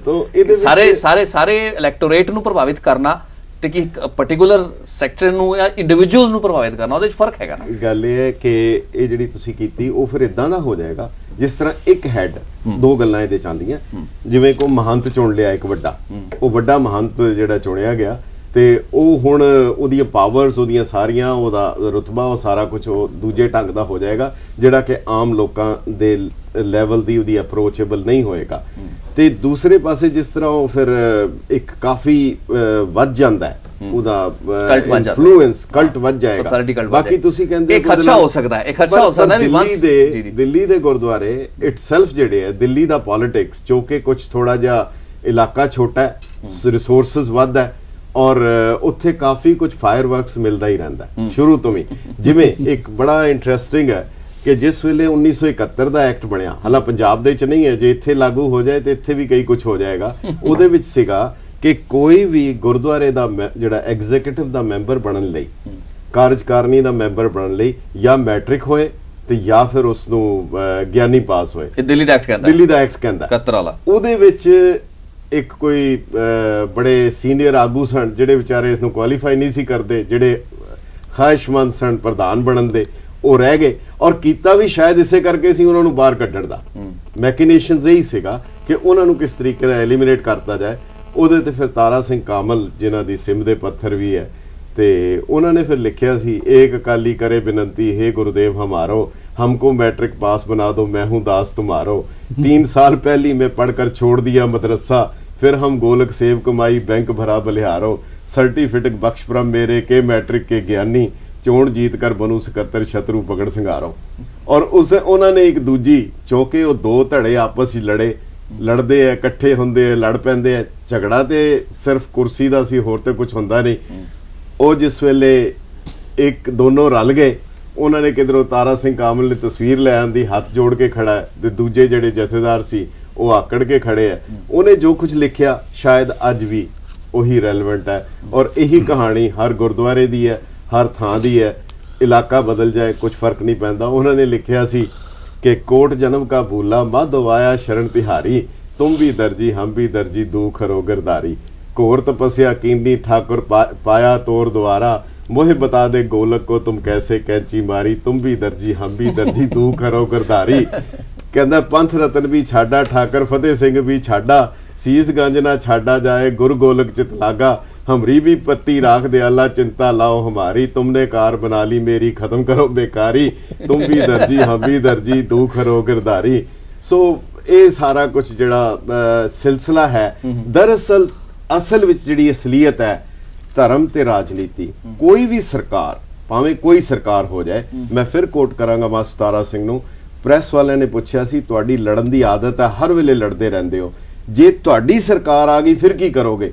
ਕਹਿੰਦੇ ਜਿੱਥੇ ਸਰਕਾਰ ਹੋਏਗੀ ਕਰਪਸ਼ਨ ਹੋਏਗੀ, ਮੈਂ ਆਪਣੀ ਸਰਕਾਰ ਦੇ ਖਿਲਾਫ ਜਿਹੜਾ ਉਹ ਵੀ ਲੜਾਈ ਲੜਾਂਗਾ। ਦਰਅਸਲ ਜਦੋਂ ਤੋਂ ਪੰਜਾਬ ਫਤਿਹਗੜ੍ਹ ਸਾਹਿਬ ਦਾ ਇਨਸੀਡੈਂਟ ਹੋਇਆ, ਜਦੋਂ ਪੰਡਿਤ ਜਵਾਹਰ ਲਾਲ ਨਹਿਰੂ ਬਤੌਰ ਪ੍ਰਧਾਨ ਮੰਤਰੀ ਦੇ ਇੱਥੇ ਆਏ ਔਰ ਪੰਜਾਬ ਵਿੱਚ ਚੋਣਾਂ ਸੀ, ਸਟੇਜ ਚੋਣਾਂ ਦੀ ਸਟੇਜ ਕਰਕੇ ਉਹ ਉੱਥੇ ਬੋਲਣਾ ਚਾਹੁੰਦੇ ਸੀ, ਤਾਂ ਉਸ ਵੇਲੇ ਮਾਸਟਰ ਤਾਰਾ ਸਿੰਘ ਨੇ ਉਹਨਾਂ ਦੇ ਹੱਥੋਂ ਮਾਈਕ ਲੈ ਲਿਆ ਕਿ ਇਲੈਕਸ਼ਨਾਂ ਦੇ ਦੌਰਾਨ ਪੰਥ ਵਿਰੋਧੀਆਂ ਨੂੰ ਪੰਥ ਦੇ ਖਿਲਾਫ ਵਰਤਣ ਲਈ ਸਟੇਜ ਨਹੀਂ ਦਿੱਤੀ ਜਾ ਸਕਦੀ। ਔਰ ਇਸ਼ੂ ਇਹ ਸੀ, ਹੁਣ ਵੀ ਮੁੱਦਾ ਇਹ ਹੈ, ਝਗੜਾ ਸਿਸਟਮ ਦਾ ਨਹੀਂ ਹੈ, ਝਗੜਾ ਇਹ ਹੈ ਕਿ ਇਹ ਗੁਰਦੁਆਰਿਆਂ ਦੀ ਸਟੇਜ ਕੀ ਪੰਥਕ ਕਾਰਜਾਂ ਲਈ ਵਰਤਣੀ ਚਾਹੀਦੀ ਹੈ ਜਾਂ ਪੋਲੀਟੀਕਲ ਪਰਪਸ ਲਈ। ਧਰਮ ਤੇ ਰਾਜਨੀਤੀ ਸਰਕਾਰਾਂ ਕਹਿੰਦੀਆਂ ਕਿ ਧਰਮ ਔਰ ਰਾਜਨੀਤੀ ਇਕੱਠੇ ਨਹੀਂ ਹੋਣ ਦੇਾਂਗੇ, ਮਗਰ ਪਰਪਸ ਹੁੰਦਾ ਹੈ ਕਿ ਧਰਮ ਦੇ ਉੱਤੇ, ਔਰ ਜਿਹੜੀਆਂ ਪਾਰਟੀਆਂ ਕਹਿੰਦੀਆਂ ਕਿ ਅਸੀਂ ਧਰਮ ਤੇ ਰਾਜਨੀਤੀ ਇਕੱਠੀ ਹੈ, ਉਹ ਵੀ ਧਾਰਮਿਕ ਤੌਰ ਦੇ ਉੱਤੇ ਰਾਜਨੀਤੀ ਨੂੰ ਹਾਵੀ ਕਰਨੀਆਂ ਚਾਹੁੰਦੀਆਂ। ਝਗੜਾ ਰਾਜਨੀਤੀ ਹਾਵੀ ਕਰਨ ਦਾ, ਨਾ ਕਿ ਧਰਮ ਦਾ। ਚਾਵਲਾ ਜੀ, ਇਹ ਕਾਫੀ ਹੱਦ ਤੱਕ ਗੱਲ ਹੈਗੀ ਕਿਉਂਕਿ ਦਿੱਲੀ ਦੇ ਜਿਹੜੇ ਵਿਧਾਨ ਸਭਾ ਚੋਣਾਂ ਦੇ ਨਾਲ ਅਸੀਂ ਜੋੜ ਕੇ ਦੇਖ ਰਹੇ ਹਾਂ। ਕੱਲੀ ਗੱਲ ਦਿੱਲੀ ਦੀ ਨਹੀਂ, ਪੰਜਾਬ ਦੇ ਵਿੱਚ ਵੀ ਉਹ ਚੀਜ਼ ਉਵੇਂ ਹੀ ਹੈ, ਧਰਮ ਨੂੰ ਰਾਜਨੀਤੀ ਨਾਲ ਜੋੜ ਕੇ ਤੇ ਲਾਹਾ ਪੋਲੀਟੀਕਲ ਲੈਣਾ ਤੇ ਗੱਲ ਧਰਮ ਦੀ ਕਰਨੀ, ਇਹ ਸਾਰਾ ਮੁੱਦਾ ਹੈਗਾ। ਲੇਕਿਨ ਇਸ ਪ੍ਰਪੋਜ਼ਡ ਮੂਵ ਨੂੰ ਹੁਣ ਕਿਵੇਂ ਇਹਦਾ ਵਿਰੋਧ ਹੋਣਾ ਚਾਹੀਦਾ ਹੈਗਾ, ਕਿਉਂਕਿ ਦਿੱਲੀ ਸਰਕਾਰ ਨੇ ਜੇ ਕੋਈ ਫੈਸਲਾ ਲੈ ਰਿਹਾ they will go ahead with it. ਤੁਹਾਨੂੰ ਲੱਗਦਾ ਵੀ ਇਹਦੇ ਵਿੱਚ ਤੁਸੀਂ ਉਹਨਾਂ ਨੂੰ ਰੋਕਣ ਦੇ ਵਿੱਚ ਕਾਮਯਾਬ ਹੋ ਸਕਦੀਆਂ ਪਾਰਟੀਆਂ ਜੋ ਕਿ ਇਹਦੀ ਵਿਰੋਧ ਕਰ ਰਹੀਆਂ ਹੈਗੀਆਂ? ਦੇਖੋ, ਇਹ ਕੋਈ ਪਹਿਲਾ ਮੁੱਦਾ ਨਹੀਂਗਾ, ਪਹਿਲਾਂ ਵੀ ਬੜੇ ਮੁੱਦੇ ਸਰਕਾਰ ਨੇ ਧੱਕੇ ਨਾਲ ਸਾਡੇ ਤੇ ਲਾਗੂ ਕੀਤੇ ਆ। ਉਹਨਾਂ 'ਚ ਇੱਕ ਮੁੱਦਾ ਵੀ ਜੁੜ ਜਾਏਗਾ ਕੱਲ੍ਹ ਨੂੰ, ਜਿੰਨੇ ਅਸੀਂ ਪਹਿਲਾਂ ਵੀ ਸਰਕਾਰ ਦੇ ਕਈ ਫੈਸਲਿਆਂ ਬਾਰੇ ਕਹਿੰਦੇ ਆ ਕਿ ਬੜੇ ਗਲਤ ਫੈਸਲੇ ਆ। ਉਹਨਾਂ 'ਚ ਕੋਈ ਵੀ ਫੈਸਲਾ ਜਿਹੜਾ ਜੁੜ ਜਾਏਗਾ। ਇੱਕ ਛੋਟਾ ਜਿਹਾ ਹੋਰ ਸਵਾਲ ਇਹ ਹੈਗਾ ਵੀ ਤੁਸੀਂ ਖੁਦ ਪੰਜਾਬ ਦੇ ਵਿੱਚ ਵਿਚਰਦੇ ਹੋ ਐਜ਼ ਅ ਪੋਲੀਟੀਕਲ ਪਾਰਟੀ ਧਿਰ ਦੇ ਰੂਪ ਵਿੱਚ ਵੀ ਰਹਿ ਰਹੇ ਹੋ। ਮੈਂ ਗੱਲ ਕੀਤੀ ਸੀ ਪੰਚਾਇਤਾਂ ਦੀ, ਸਥਾਨਕ ਜਿਹੜੀ ਗਵਰਨੈਂਸ ਦੇ ਜਿਹੜੇ ਅਦਾਰੇ ਹੈਗੇ ਨੇ ਉਹਨਾਂ ਦੀ ਗੱਲ ਕੀਤੀ ਸੀਗੀ। ਉਹਨਾਂ ਦੇ ਵਿੱਚ ਜੇ ਅਸੀਂ ਪ੍ਰਣਾਲੀ ਨੂੰ ਅਪਣਾ ਸਕਦੇ ਹਾਂ ਤਾਂ ਗੁਰਦੁਆਰਾ ਪ੍ਰਬੰਧਨ ਦੇ ਵਿੱਚ ਕਿਉਂ ਨਹੀਂ? ਦੇਖੋ, ਇਹ ਮੈਂ ਤੁਹਾਨੂੰ ਇਹ ਗੱਲ ਕਰਨੀ ਚਾਹੁੰਦਾ ਸੀ, ਇਹ ਯੂਨਿਟ ਤੇ ਨਿਰਭਰ ਕਰਦਾ ਕਿ ਯੂਨਿਟ ਕਿਹੜਾ। ਕੇਵਲ ਪੰਜਾਬ ਦੇ ਵਿੱਚ ਪੰਚਾਇਤਾਂ ਵਿੱਚ ਹੀ ਜਿਹੜੀ ਡਾਇਰੈਕਟ ਪ੍ਰਣਾਲੀ ਅਪਣਾਈ ਜਾਂਦੀ ਹੈ। ਅੱਜ ਤੱਕ ਨਾ ਤਾਂ ਮਿਊਨਿਸਪਲ ਕਮੇਟੀਆਂ 'ਚ, ਨਾ ਮਿਊਨਿਸਪਲ ਕਾਰਪੋਰੇਸ਼ਨਾਂ 'ਚ, ਤੇ ਨਾ ਸਟੇਟ ਲੈਵਲ ਤੇ। ਹੁਣ ਕੱਲ ਨੂੰ ਮੁੱਖ ਮੰਤਰੀ ਦੇ ਲੈਵਲ ਤੇ ਆਪਾਂ ਕਰ ਹੀ ਨਹੀਂ ਸਕਦੇ। ਹੁਣ ਕਈ ਸਟੇਟ ਦਾ ਮੁੱਖ ਮੰਤਰੀ ਅਸੀਂ ਡਾਇਰੈਕਟ ਚੁਣਦੇ ਹੀ ਕਰ ਦਈਏ। ਨਹੀਂ, ਜਦ ਅਮਰੀਕਾ ਦੇ ਵਿੱਚ ਰਾਸ਼ਟਰਪਤੀ ਅਸੀਂ ਸਿੱਧਾ ਚੁਣ ਸਕਦੇ ਹਾਂ, ਸਾਡੇ ਮਤਲਬ ਸਿਸਟਮ ਤਾਂ ਹੈਗਾ ਹੀ ਨਾ, ਗੱਲ ਤਾਂ ਸਮਝਣ ਦੀ ਆ, ਪੂਰੇ ਸਿਸਟਮ ਨੂੰ ਫਾਲੋ ਕਰਨ ਦੀ। ਉਹਦਾ ਫਾਲੋ ਕਰ, ਲੇਕਿਨ ਸਾਡੇ ਹਿੰਦੁਸਤਾਨ ਦਾ ਸਿਸਟਮ ਆਪਣੇ ਚੱਲ ਰਿਹਾ, ਉਹਦੇ ਮੁਤਾਬਕ ਅਸੀਂ ਅੱਜ ਤੱਕ ਮੁੱਖ ਮੰਤਰੀ ਵੀ ਜਿਹੜਾ ਉਹ ਥਰੂ ਐਮਐਲਏ ਸਾਡੇ ਬਣਦੇ ਆ, ਪ੍ਰਧਾਨ ਮੰਤਰੀ ਵੀ ਐਵੇਂ ਬਣਦਾ, ਇਹ ਪ੍ਰਧਾਨ ਮੰਤਰੀ ਵੀ ਬਣਦਾ। ਔਰ ਇਹੀ ਪ੍ਰਣਾਲੀ ਕੇਵਲ ਪੰਚਾਇਤਾਂ ਦਾ ਯੂਨਿਟ ਬੜਾ ਛੋਟਾ ਹੈ, ਉੱਥੇ ਲੜਾਈ ਬੜੀ ਛੋਟੀ ਪੱਧਰ ਦੇ ਉੱਤੇ ਬੜੀ ਅੱਗੇ ਸੀ। ਇਸ ਵਾਰੀ ਵੇਖਿਆ ਰਿਜ਼ਲਟ ਬਹੁਤ ਮਾੜੇ ਨਿਕਲੇ, ਪਿੰਡਾਂ ਦਾ ਡਿਵੈਲਪਮੈਂਟ ਸਾਡਾ ਬੜਾ ਇਫੈਕਟ ਹੋਇਆ ਉੱਥੇ। ਲੇਕਿਨ ਗੁਰਦੁਆਰਾ ਕਮੇਟੀ ਅੰਦਰ ਜਿਹੜੀ ਗੱਲ ਪਹਿਲਾਂ ਸਭ ਤੋਂ ਬਾਗੜੀ ਸਾਹਿਬ ਨੇ ਕਹੀ ਸੀ ਕਿ ਸਾਡੇ ਧਾਰਮਿਕ ਤੌਰ ਤੇ ਕੁਝ ਮੁੱਦੇ ਹੈ, ਜਿਹੜੀ ਸਾਡੀ ਡੈਮੋਕ੍ਰੇਸੀ ਆ, ਸਾਡੀ ਜਿਹੜੀ ਉਹ ਪੰਜ ਪ੍ਰਧਾਨੀ ਸਿਸਟਮ, ਅਸੀਂ ਕਹਿੰਦੇ ਕਿ ਸਾਡਾ ਬੈਠ ਕੇ ਫੈਸਲੇ ਕਰਨ ਦਾ, ਜੇਕਰ ਪ੍ਰਧਾਨ ਇੱਕ ਬਣ ਜਾਂਦਾ ਉਹਦੀ ਅਕਾਊਂਟੇਬਿਲਿਟੀ ਖਤਮ ਹੋ ਜਾਂਦੀ। ਜੇ ਉਹ ਡਾਇਰੈਕਟ ਪ੍ਰਧਾਨ ਬਣ ਜਾਂਦਾ, ਮੈਂਬਰਾਂ ਤੱਕ ਉਹਦੀ ਅਪਰੋਚ ਸਹੀ ਨਹੀਂ ਰਹਿਣੀ। ਉਹ ਬੰਦੇ ਦੇ ਮੈਂਬਰਾਂ ਦੀ ਕਿਸੇ ਗੱਲ ਨੂੰ ਸੁਣਨਾ ਨਹੀਂ, ਕਿਉਂਕਿ ਉਹਨੂੰ ਪਤਾ ਮੈਂ ਤੁਸੀਂ ਹਟਾ ਹੀ ਨਹੀਂ ਸਕਦੇ, 4-5 ਸਾਲ ਤੁਸੀਂ ਹਟਾਉਣਾ ਹੀ ਨਹੀਂ। ਇਹ ਪ੍ਰੋਵੀਜ਼ਨ ਉਹਨਾਂ ਨੇ ਪਾਈ ਨਹੀਂ, ਜਿਹੜੀ ਬਾਗੜੀ ਸਾਹਿਬ ਗੱਲ ਕਰਦੇ ਨਾ, ਇਹ ਪ੍ਰੋਵੀਜ਼ਨ ਉਹਨਾਂ ਨੇ ਪਾਈ ਨਹੀਂ। ਫਿਰ ਉਸ ਹਿਸਾਬ ਦੇ ਵਿੱਚ ਵਾਰਡਾਂ ਚੋਂ ਚੁਣੇ ਗਏ ਜਿਹੜੇ ਮੈਂਬਰ ਹੈਗੇ ਨੇ ਉਹਨਾਂ ਦੀ ਅਹਿਮੀਅਤ ਬਿਲਕੁਲ ਖਤਮ ਹੋ ਜਾਏਗੀ। ਜਿਹੜੀ ਇੰਟਰਫੇਰੈਂਸ ਦੀ ਗੱਲ ਹੈ ਨਾ ਸਰਕਾਰ ਦੀ, ਉਹਦੇ 'ਚ ਪੰਜਾਬ ਦਾ ਤੇ ਦਿੱਲੀ ਦਾ ਬਹੁਤ ਫਰਕ ਹੈ। ਪੰਜਾਬ ਦੇ ਵਿੱਚ ਬੀਜੇਪੀ ਦੀ ਕੋਈ ਇੰਟਰਫੇਰੈਂਸ ਸ਼੍ਰੋਮਣੀ ਗੁਰਦੁਆਰਾ ਪ੍ਰਬੰਧਕ ਕਮੇਟੀ ਦੇ ਕਿਸੇ ਵੀ ਕੰਮ 'ਚ ਨਹੀਂ ਕਦੀ ਅਜੇ ਤੱਕ ਵੇਖਣ ਨੂੰ ਮਿਲੀ। ਐਵੇਂ ਅਸੀਂ ਬੈਠੇ ਪਾਸੋਂ ਦੋਸ਼ ਲਾ ਦਿੰਦੇ ਆ ਕਿ ਇਹ ਇੰਟਰਫੇਰੈਂਸ ਜਿਵੇਂ ਪੰਜਾਬ 'ਚ ਉਹ ਕਰਦੇ ਆ, ਦਿੱਲੀ 'ਚ ਉਹ ਕਰਦੇ ਆ। ਬਿਲਕੁਲ ਸ਼੍ਰੋਮਣੀ ਅਕਾਲੀ ਦਲ ਬੜੀ ਸਟਰੋਂਗ ਪਾਰਟੀ ਆ, ਔਰ ਪਿਛਲੇ ਲੰਬੇ ਸਮੇਂ ਤੋਂ 60-65 ਸਾਲ ਤੋਂ ਸ਼੍ਰੋਮਣੀ ਕਮੇਟੀ ਜਿਹੜੀ ਆ ਉਹਦੇ ਉੱਤੇ ਸ਼੍ਰੋਮਣੀ ਅਕਾਲੀ ਦਲ ਦੀ ਇਲੈਕਸ਼ਨ ਜਿੱਤਦਾ, ਔਰ ਸਾਰੀਆਂ ਤਰ੍ਹਾਂ ਦੇ ਪਾਰਟੀਸਪੇਟ ਕਰਦੀਆਂ। ਹੁਣ ਵੀ ਕੀਤਾ ਸੀ। ਕਾਂਗਰਸ ਸਿੱਧੀ ਨਹੀਂ ਆਉਂਦੀ, ਉਹ ਕਿਸੇ ਨਾ ਕਿਸੇ ਗਰੁੱਪ ਦੇ ਰਾਹੀਂ ਸਪੋਰਟ ਕਰਦੀ ਹੈ। ਅਸੀਂ ਇਲੈਕਸ਼ਨਾਂ ਲੜੀਆਂ, ਸਾਨੂੰ ਪਤਾ ਹੁੰਦਾ ਦੂਜੇ ਪਾਸੇ ਕਾਂਗਰਸ ਦੇ ਉਮੀਦਵਾਰ ਖੜੇ ਆ, ਇੱਕ ਪਾਸੇ ਅਕਾਲੀ ਦਲ ਦੇ, ਕਿਉਂਕਿ ਅਕਾਲੀ ਦਲ ਆਪਣਾ ਚੋਣ ਨਿਸ਼ਾਨ ਕਿਉਂ ਲੈਂਦਾ, ਕਿਉਂਕਿ ਉਹਨੂੰ ਪਤਾ ਹੁੰਦਾ ਦੂਜੇ ਪਾਸੇ ਕਾਂਗਰਸ ਦੇ ਉਮੀਦਵਾਰ ਆਉਣੇ ਆ। ਉਹ ਸਿੱਧੇ ਨਹੀਂ ਆਉਂਦੇ, ਇਨਡਾਇਰੈਕਟ ਵੇ ਨਾਲ ਆਉਂਦੇ ਆ। ਸੋ ਇਸ ਵਾਸਤੇ ਇਹ ਜਿਹੜੀ ਬੜੀ ਕਲੀਅਰ ਹੈ ਕਿ ਉੱਥੇ ਦਿੱਲੀ ਦੇ ਵਿੱਚ ਜਿਹੜੀ ਕਾਂਗਰਸ ਦੀ ਇੰਟਰਫੇਰੈਂਸ ਸਿੱਖਾਂ ਦੇ ਧਰਮ ਦੇ ਵਿੱਚ ਉਹ ਬਹੁਤ ਜ਼ਿਆਦਾ, ਅਤੇ ਆਪਣੇ ਕਬਜ਼ੇ ਰੱਖਣ ਵਾਸਤੇ ਕਿ ਘੱਟੋ ਘੱਟ ਦਿੱਲੀ ਦਾ ਜਿਹੜਾ ਗੁਰਦੁਆਰਾ ਕਮੇਟੀਆਂ ਉਹ ਸਾਡੇ ਕਬਜ਼ੇ 'ਚ ਰਵੇ। ਇਹ ਤਾਂ ਹਰ ਪਾਸੇ ਰਹਿੰਦੀ ਹੈਗੀ ਫਿਤਰਤ। ਜਿਹੜੇ ਵੀ ਰਸੂਖਦਾਰ ਹੁੰਦੇ ਨੇ, ਜਾਂਦੇ ਕੁਝ ਵਾਈਂਡ ਅਪ ਕਰਨਾ ਚਾਹੋਗੇ ਬਾਗੜੀਆਂ ਜੀ? ਤੁਸੀਂ 2-4 ਸੁਝਾਅ ਬੜੇ, ਉਹ ਸਾਡੇ ਕਬਜ਼ੇ 'ਚ ਰਵੇ। ਇਹ ਤਾਂ ਹਰ ਪਾਸੇ ਰਹਿੰਦੀ ਹੈਗੀ ਫਿਤਰਤ। ਜਿਹੜੇ ਵੀ ਰਸੂਖਦਾਰ ਹੁੰਦੇ ਨੇ, ਜਾਂਦੇ ਕੁਝ ਵਾਈਂਡ ਅਪ ਕਰਨਾ ਚਾਹੋਗੇ ਬਾਗੜੀਆਂ ਜੀ? ਤੁਸੀਂ 2-4 ਸੁਝਾਅ ਬੜੇ ਇੰਪੋਰਟੈਂਟ ਦਿੱਤੇ ਵੀ ਹੋਣਾ ਚਾਹੀਦਾ। ਇਸ ਕਿਸਮ ਦੇ ਸਲਾਹ ਮਸ਼ਵਰੇ ਦੀ ਲੋੜ, ਗੁੰਜਾਇਸ਼ ਜਾਂ ਇੱਕ ਆਮ ਰਾਏ ਬਣਾਉਣ ਦੀ ਗੱਲਬਾਤ ਹੈਗੀ। ਉਸ ਤੋਂ ਕੋਸਾਂ ਪਰੇ ਨੇ ਸਾਡੀਆਂ ਪਾਰਟੀਆਂ, ਭਾਵੇਂ ਦਿੱਲੀ ਦੀ ਧਿਰਾਂ ਨੂੰ ਅਸੀਂ ਗੱਲ ਕਰ ਲਈਏ, ਅਕਾਲੀ ਦਲ ਵੀ ਉੱਥੇ ਮੌਜੂਦ ਹੈ, ਦਿੱਲੀ ਦਾ ਵੱਖਰੇ ਜਮਾਤਾਂ ਹੈਗੀਆਂ, ਅਕਾਲੀ ਦਲ ਦੇ ਫੈਕਸ਼ਨਸ ਹੈਗੇ ਨੇ, ਜੋ ਕਿ ਕਿਹਾ ਜਾ ਰਿਹਾ ਵੀ ਕਾਂਗਰਸ ਦੇ ਨਾਲ ਕਿਸ ਤਰੀਕੇ ਦੇ ਨਾਲ ਉਹਨਾਂ ਦੀ ਸਾਂਠ-ਗਾਂਠ ਹੈਗੀ ਹੈ। ਲੇਕਿਨ ਮੁੱਦਾ ਇਹ ਹੈਗਾ ਵੀ ਆਮ ਰਾਏ ਬਣਾਈ ਜਾਣੀ ਤਾਂ ਦੂਰ ਹੈਗੀ, ਲੇਕਿਨ ਜਦੋਂ ਚੋਣ ਸਾਹਮਣੇ ਆ ਰਹੀ ਹੈਗੀ ਉਸ ਵਕਤ ਲੁਕਵੇਂ ਛਿਪਵੇਂ ਢੰਗ ਨਾਲ ਕੁਝ ਐਸੀਆਂ ਗੱਲਾਂ ਬਾਤਾਂ ਲਿਆਈਆਂ ਜਾਣ ਸਾਹਮਣੇ ਤਾਂ ਕਿ ਅਦਾਲਤਾਂ ਦੇ ਵਿੱਚ ਕੋਈ ਨਾ ਕੋਈ ਖੜਾ ਹੋ ਕੇ ਉਹਨਾਂ ਨੂੰ ਚੁਣੌਤੀ ਦੇਵੇ, ਮਾਮਲਾ ਹੋਰ ਅੱਗੇ ਰੋਲੇ। ਕੁੱਲ ਮਿਲਾ ਕੇ ਇੱਕ ਡਿਲੀਟਰੀ ਟੈਕਟਿਕਸ ਦੇ ਰੂਪ ਵਿੱਚ ਅਸੀਂ ਇਹ ਤਰਮੀਮਾਂ ਦੀ ਗੱਲ ਕਰਦੇ ਹਾਂ। ਕਦੀ ਇੱਕ ਸਾਂਝ ਬਣ ਕੇ ਕੰਸੈਂਸਸ ਦੇ ਰੂਪ ਵਿੱਚ ਇੱਕ ਚੰਗੀ ਪ੍ਰਣਾਲੀ ਇਵੋਲਵ ਕਰੀ, ਇਹਦੇ ਵੱਲ ਧਿਆਨ ਕਿਸ ਦਾ ਨਹੀਂ ਹੈ? ਇਹਦੇ ਵਿੱਚ ਜਿਹੜੀ ਚੀਜ਼ ਮੈਂ ਅਰਜ਼ ਕਰਾਂ, ਸ਼ਾਇਦ ਬਹੁਤਿਆਂ ਨੂੰ ਪਸੰਦ ਨਹੀਂ ਆਏਗੀ, ਉਹ ਇਹ ਹੈ ਕਿ ਪੰਜਾਬ ਦੀ ਪੋਲਿਟਿਕਸ ਔਰ ਪੰਜਾਬ ਤੋਂ ਬਾਹਰਲੀ ਪੋਲਿਟਿਕਸ ਦੇ ਸਿੱਖ ਦੀ ਪੋਲਿਟਿਕਸ 'ਚ ਬਹੁਤ ਵੱਡਾ ਅੰਤਰ ਹੈ। ਪੰਜਾਬ ਦੇ ਵਿੱਚ ਅਕਾਲੀ ਦਲ ਚਾਹੇ ਹੁਣ ਪੰਜਾਬ ਪਾਰਟੀ ਬਣ ਗਿਆ, ਸਿੱਖ ਪਾਰਟੀ ਨਹੀਂ ਰਹੀ, ਇਹ ਆਪਣੀ ਗਵਰਨਮੈਂਟ ਬਣਾ ਸਕਦਾ ਹੈ, ਬਾਹਰ ਨਹੀਂ ਬਣਾ ਸਕਦੇ। ਉੱਥੇ ਉਹਨਾਂ ਨੂੰ ਕਿਸੇ ਨਾ ਕਿਸੇ ਪਾਰਟੀ ਨਾਲ ਰਲ ਕੇ ਚੱਲਣਾ ਪੈਣਾ ਹੈ। ਜਿਹੜੇ ਵੀ ਸਿੱਖ ਉੱਥੇ ਠੀਕ ਹੈ, ਉੱਥੇ ਦੀ ਹਾਕਮ ਧਿਰਾਂ ਦੇ ਨਾਲ ਨੇੜਤਾ ਰੱਖਣੀ ਪੈਣੀ ਹੈ। ਉਹਨਾਂ ਨੇ ਦੇਖਣਾ ਵੀ ਕਿਹੜੀ ਪਾਰਟੀ ਉਹਨਾਂ ਦਾ ਇੰਟਰਸਟ ਵਾਚ ਕਰਦੀ ਹੈ। ਹੁਣ ਅਸੀਂ ਜਾਣਦੇ ਹਾਂ ਕਿ 84 ਦੇ ਵਿੱਚ ਸਭ ਤੋਂ ਘੱਟ ਨੁਕਸਾਨ ਸਿੱਖਾਂ ਦਾ ਵੈਸਟ ਬੰਗਾਲ 'ਚ ਹੋਇਆ, ਔਰ ਉੱਥੇ ਕਮਿਊਨਿਸਟ ਰਾਜ ਸੀ। ਸੋ ਇਹ ਜਿਹੜੀਆਂ ਚੀਜ਼ਾਂ ਨੇ, ਸਾਨੂੰ ਪੰਜਾਬ ਦੀ ਜਿਹੜੀ ਪੋਲਿਟਿਕਸ ਹੈ ਇਹਨੂੰ ਪੰਜਾਬ ਤੱਕ ਹੀ ਮਹਿਦੂਦ ਰੱਖਣਾ ਚਾਹੀਦਾ ਹੈ। ਉੱਥੇ ਦਿੱਲੀ ਦੀ ਜਿਹੜੀ ਸਿਆਸਤ ਹੈ ਉਹਨਾਂ ਦੀ ਆਪਣੀ ਹੋਣੀ ਚਾਹੀਦੀ ਹੈ। ਇਹ ਜਿਹੜੀਆਂ ਚੀਜ਼ਾਂ ਨੇ ਇਹ ਹੈ ਬੜੀ ਉਹ ਸਿਧਾਂਤਕ ਹੈ ਇਹ। ਨਹੀਂ ਇੱਥੇ ਥੋੜਾ ਪੁਆਇੰਟ ਇਹ ਹੈ ਵੀ ਦਿੱਲੀ ਦੇ ਵਿੱਚ ਆਪਾਂ ਸਿੱਖਾਂ ਦੀ ਪੈਰਵੀ ਕਿਹੜੀਆਂ ਜਮਾਤਾਂ ਤੋਂ ਐਕਸਪੈਕਟ ਕਰ ਸਕਦੇ ਕਿਉਂਕਿ ਉੱਥੇ ਤਾਂ ਸਿੱਧਾ ਐਲੀਗੇਸ਼ਨ ਹੈ ਵੀ ਕਾਂਗਰਸ ਪਿੱਛੇ ਖੜੀ ਹੈ ਇੱਕ ਧਿਰ ਦੇ ਤੇ ਕਾਂਗਰਸ ਪਾਰਟੀ ਦੇ ਨਾਲ 1984 ਦਾ ਅਸੀਂ ਕਤਲੇਆਮ ਜੋੜ ਕੇ ਅਕਾਲੀ ਦਲ ਦੇ ਪਿੱਛੇ ਬੀਜੇਪੀ ਖੜੀ ਹੈ। ਉਹ ਖੜੀ ਹੈ ਜੀ, ਪਰ ਲੇਕਿਨ ਜ਼ਿਆਦਾ ਨੁਕਸਾਨ ਕਿਹਦਾ ਹੈ ਸਿਧਾਂਤਕ ਰੂਪ ਤੇ ਉੱਤੇ ਕਿਹੜੀ ਚੀਜ਼ ਜ਼ਿਆਦਾ ਅਨਐਕਸੈਪਟੇਬਲ ਹੈ? ਦਿੱਲੀ ਵਾਲਿਆਂ ਨੇ ਦੇਖਣਾ ਹੈ। ਅੱਛਾ ਦਿੱਲੀ ਵਾਲਿਆਂ ਨੇ ਦੇਖਣਾ, ਇਹ ਦਿੱਲੀ ਵਾਲਿਆਂ ਨੇ ਦੇਖਣਾ। ਦਿੱਲੀ ਵਾਲੇ ਤੁਸੀਂ ਕੁਝ ਐਡ ਕਰਨਾ ਚਾਹੋਗੇ? ਬਿਲਕੁਲ ਜ਼ਰੂਰ। ਇਸ ਦੇ ਵਿੱਚ ਦੇਖੋ ਜਿਹੜਾ ਸੰਖੇਪ ਦੇ ਵਿੱਚ ਮੈਂ ਕੋਈ ਸਮਾਂ ਬਿਲਕੁਲ ਮੈਂ ਸੰਖੇਪ ਜੀ ਤੁਹਾਨੂੰ ਅਰਜ਼ ਕਰਾਂਗਾ। ਬੀਬੀਆਂ ਦੀ ਰਿਜ਼ਰਵੇਸ਼ਨ ਸੀਗੀ, ਇਹ ਸਾਰੀਆਂ ਪਾਰਟੀਆਂ ਦਾ, ਜਿਹੜੀਆਂ ਦੇਸ਼ ਦੀਆਂ ਪਾਰਟੀਆਂ ਉਹਨਾਂ ਦਾ ਸੀ ਕਿ ਪਾਰਲੀਮੈਂਟ ਦੇ ਵਿੱਚ ਦਿੱਤਾ ਜਾਏ, ਮਗਰ ਉਹ ਉੱਥੇ ਲਾਗੂ ਨਹੀਂ ਕੀਤਾ, ਐਸਜੀਪੀਸੀ 'ਚ ਲਾਗੂ ਕਰ ਦਿੱਤਾ। ਨਹਿਰੂ ਤਾਰਾ ਸਿੰਘ ਪੈਕਟ ਇੱਕ ਐਸਾ ਅਹਿਦਨਾਮਾ ਹੈ ਪ੍ਰਧਾਨ ਮੰਤਰੀ ਦੇ ਨਾਲ ਕੀਤਾ ਹੋਇਆ, ਉਸ ਨੂੰ ਲਾਗੂ ਕਰਨਾ ਚਾਹੀਦਾ ਹੈ। ਔਰ ਜੇ ਕੋਈ ਵੀ ਅਮੈਂਡਮੈਂਟ ਕਰਨੀ ਹੈ, ਕੁਝ ਵੀ ਕਰਨੀ ਹੈ, ਸਿੱਖਾਂ ਦੀ ਰਜ਼ਾਮੰਦੀ ਦੇ ਬਗੈਰ ਅਗਰ ਕੋਈ ਕਰਦਾ ਹੈ ਜਾਂ ਕਰਵਾਉਂਦਾ ਹੈ, ਉਹ ਆਪਣੇ ਉਹਨਾਂ ਦੇ ਕੁਹਾੜੇ ਦੇ ਵਿੱਚ ਆਪਣਾ ਦਸਤਾ ਨਾ ਬਣੇ, ਇੱਕ ਗੱਲ। ਔਰ ਦੂਜੀ ਗੱਲ ਜਿਹੜੀ ਗੱਲ ਕਰ ਰਹੇ ਹੈ ਕਿ ਉਹ ਕਾਂਗਰਸ ਦੀ ਇੰਟਰਫੀਰੈਂਸ ਹੋਏ ਜਾਂ ਅਕਾਲੀ ਦਲ ਦੀ ਇੰਟਰਫੀਰੈਂਸ ਵੀ ਹੋਏ, ਗੁਰਦੁਆਰੇ ਐਸਜੀਪੀਸੀ ਔਰ ਅਕਾਲੀ ਦਲ ਵਿੱਚ ਫਰਕ ਹੈ, ਦੋਨਾਂ 'ਚ ਫਰਕ ਰਹਿਣਾ ਵੀ ਚਾਹੀਦਾ ਹੈਗਾ।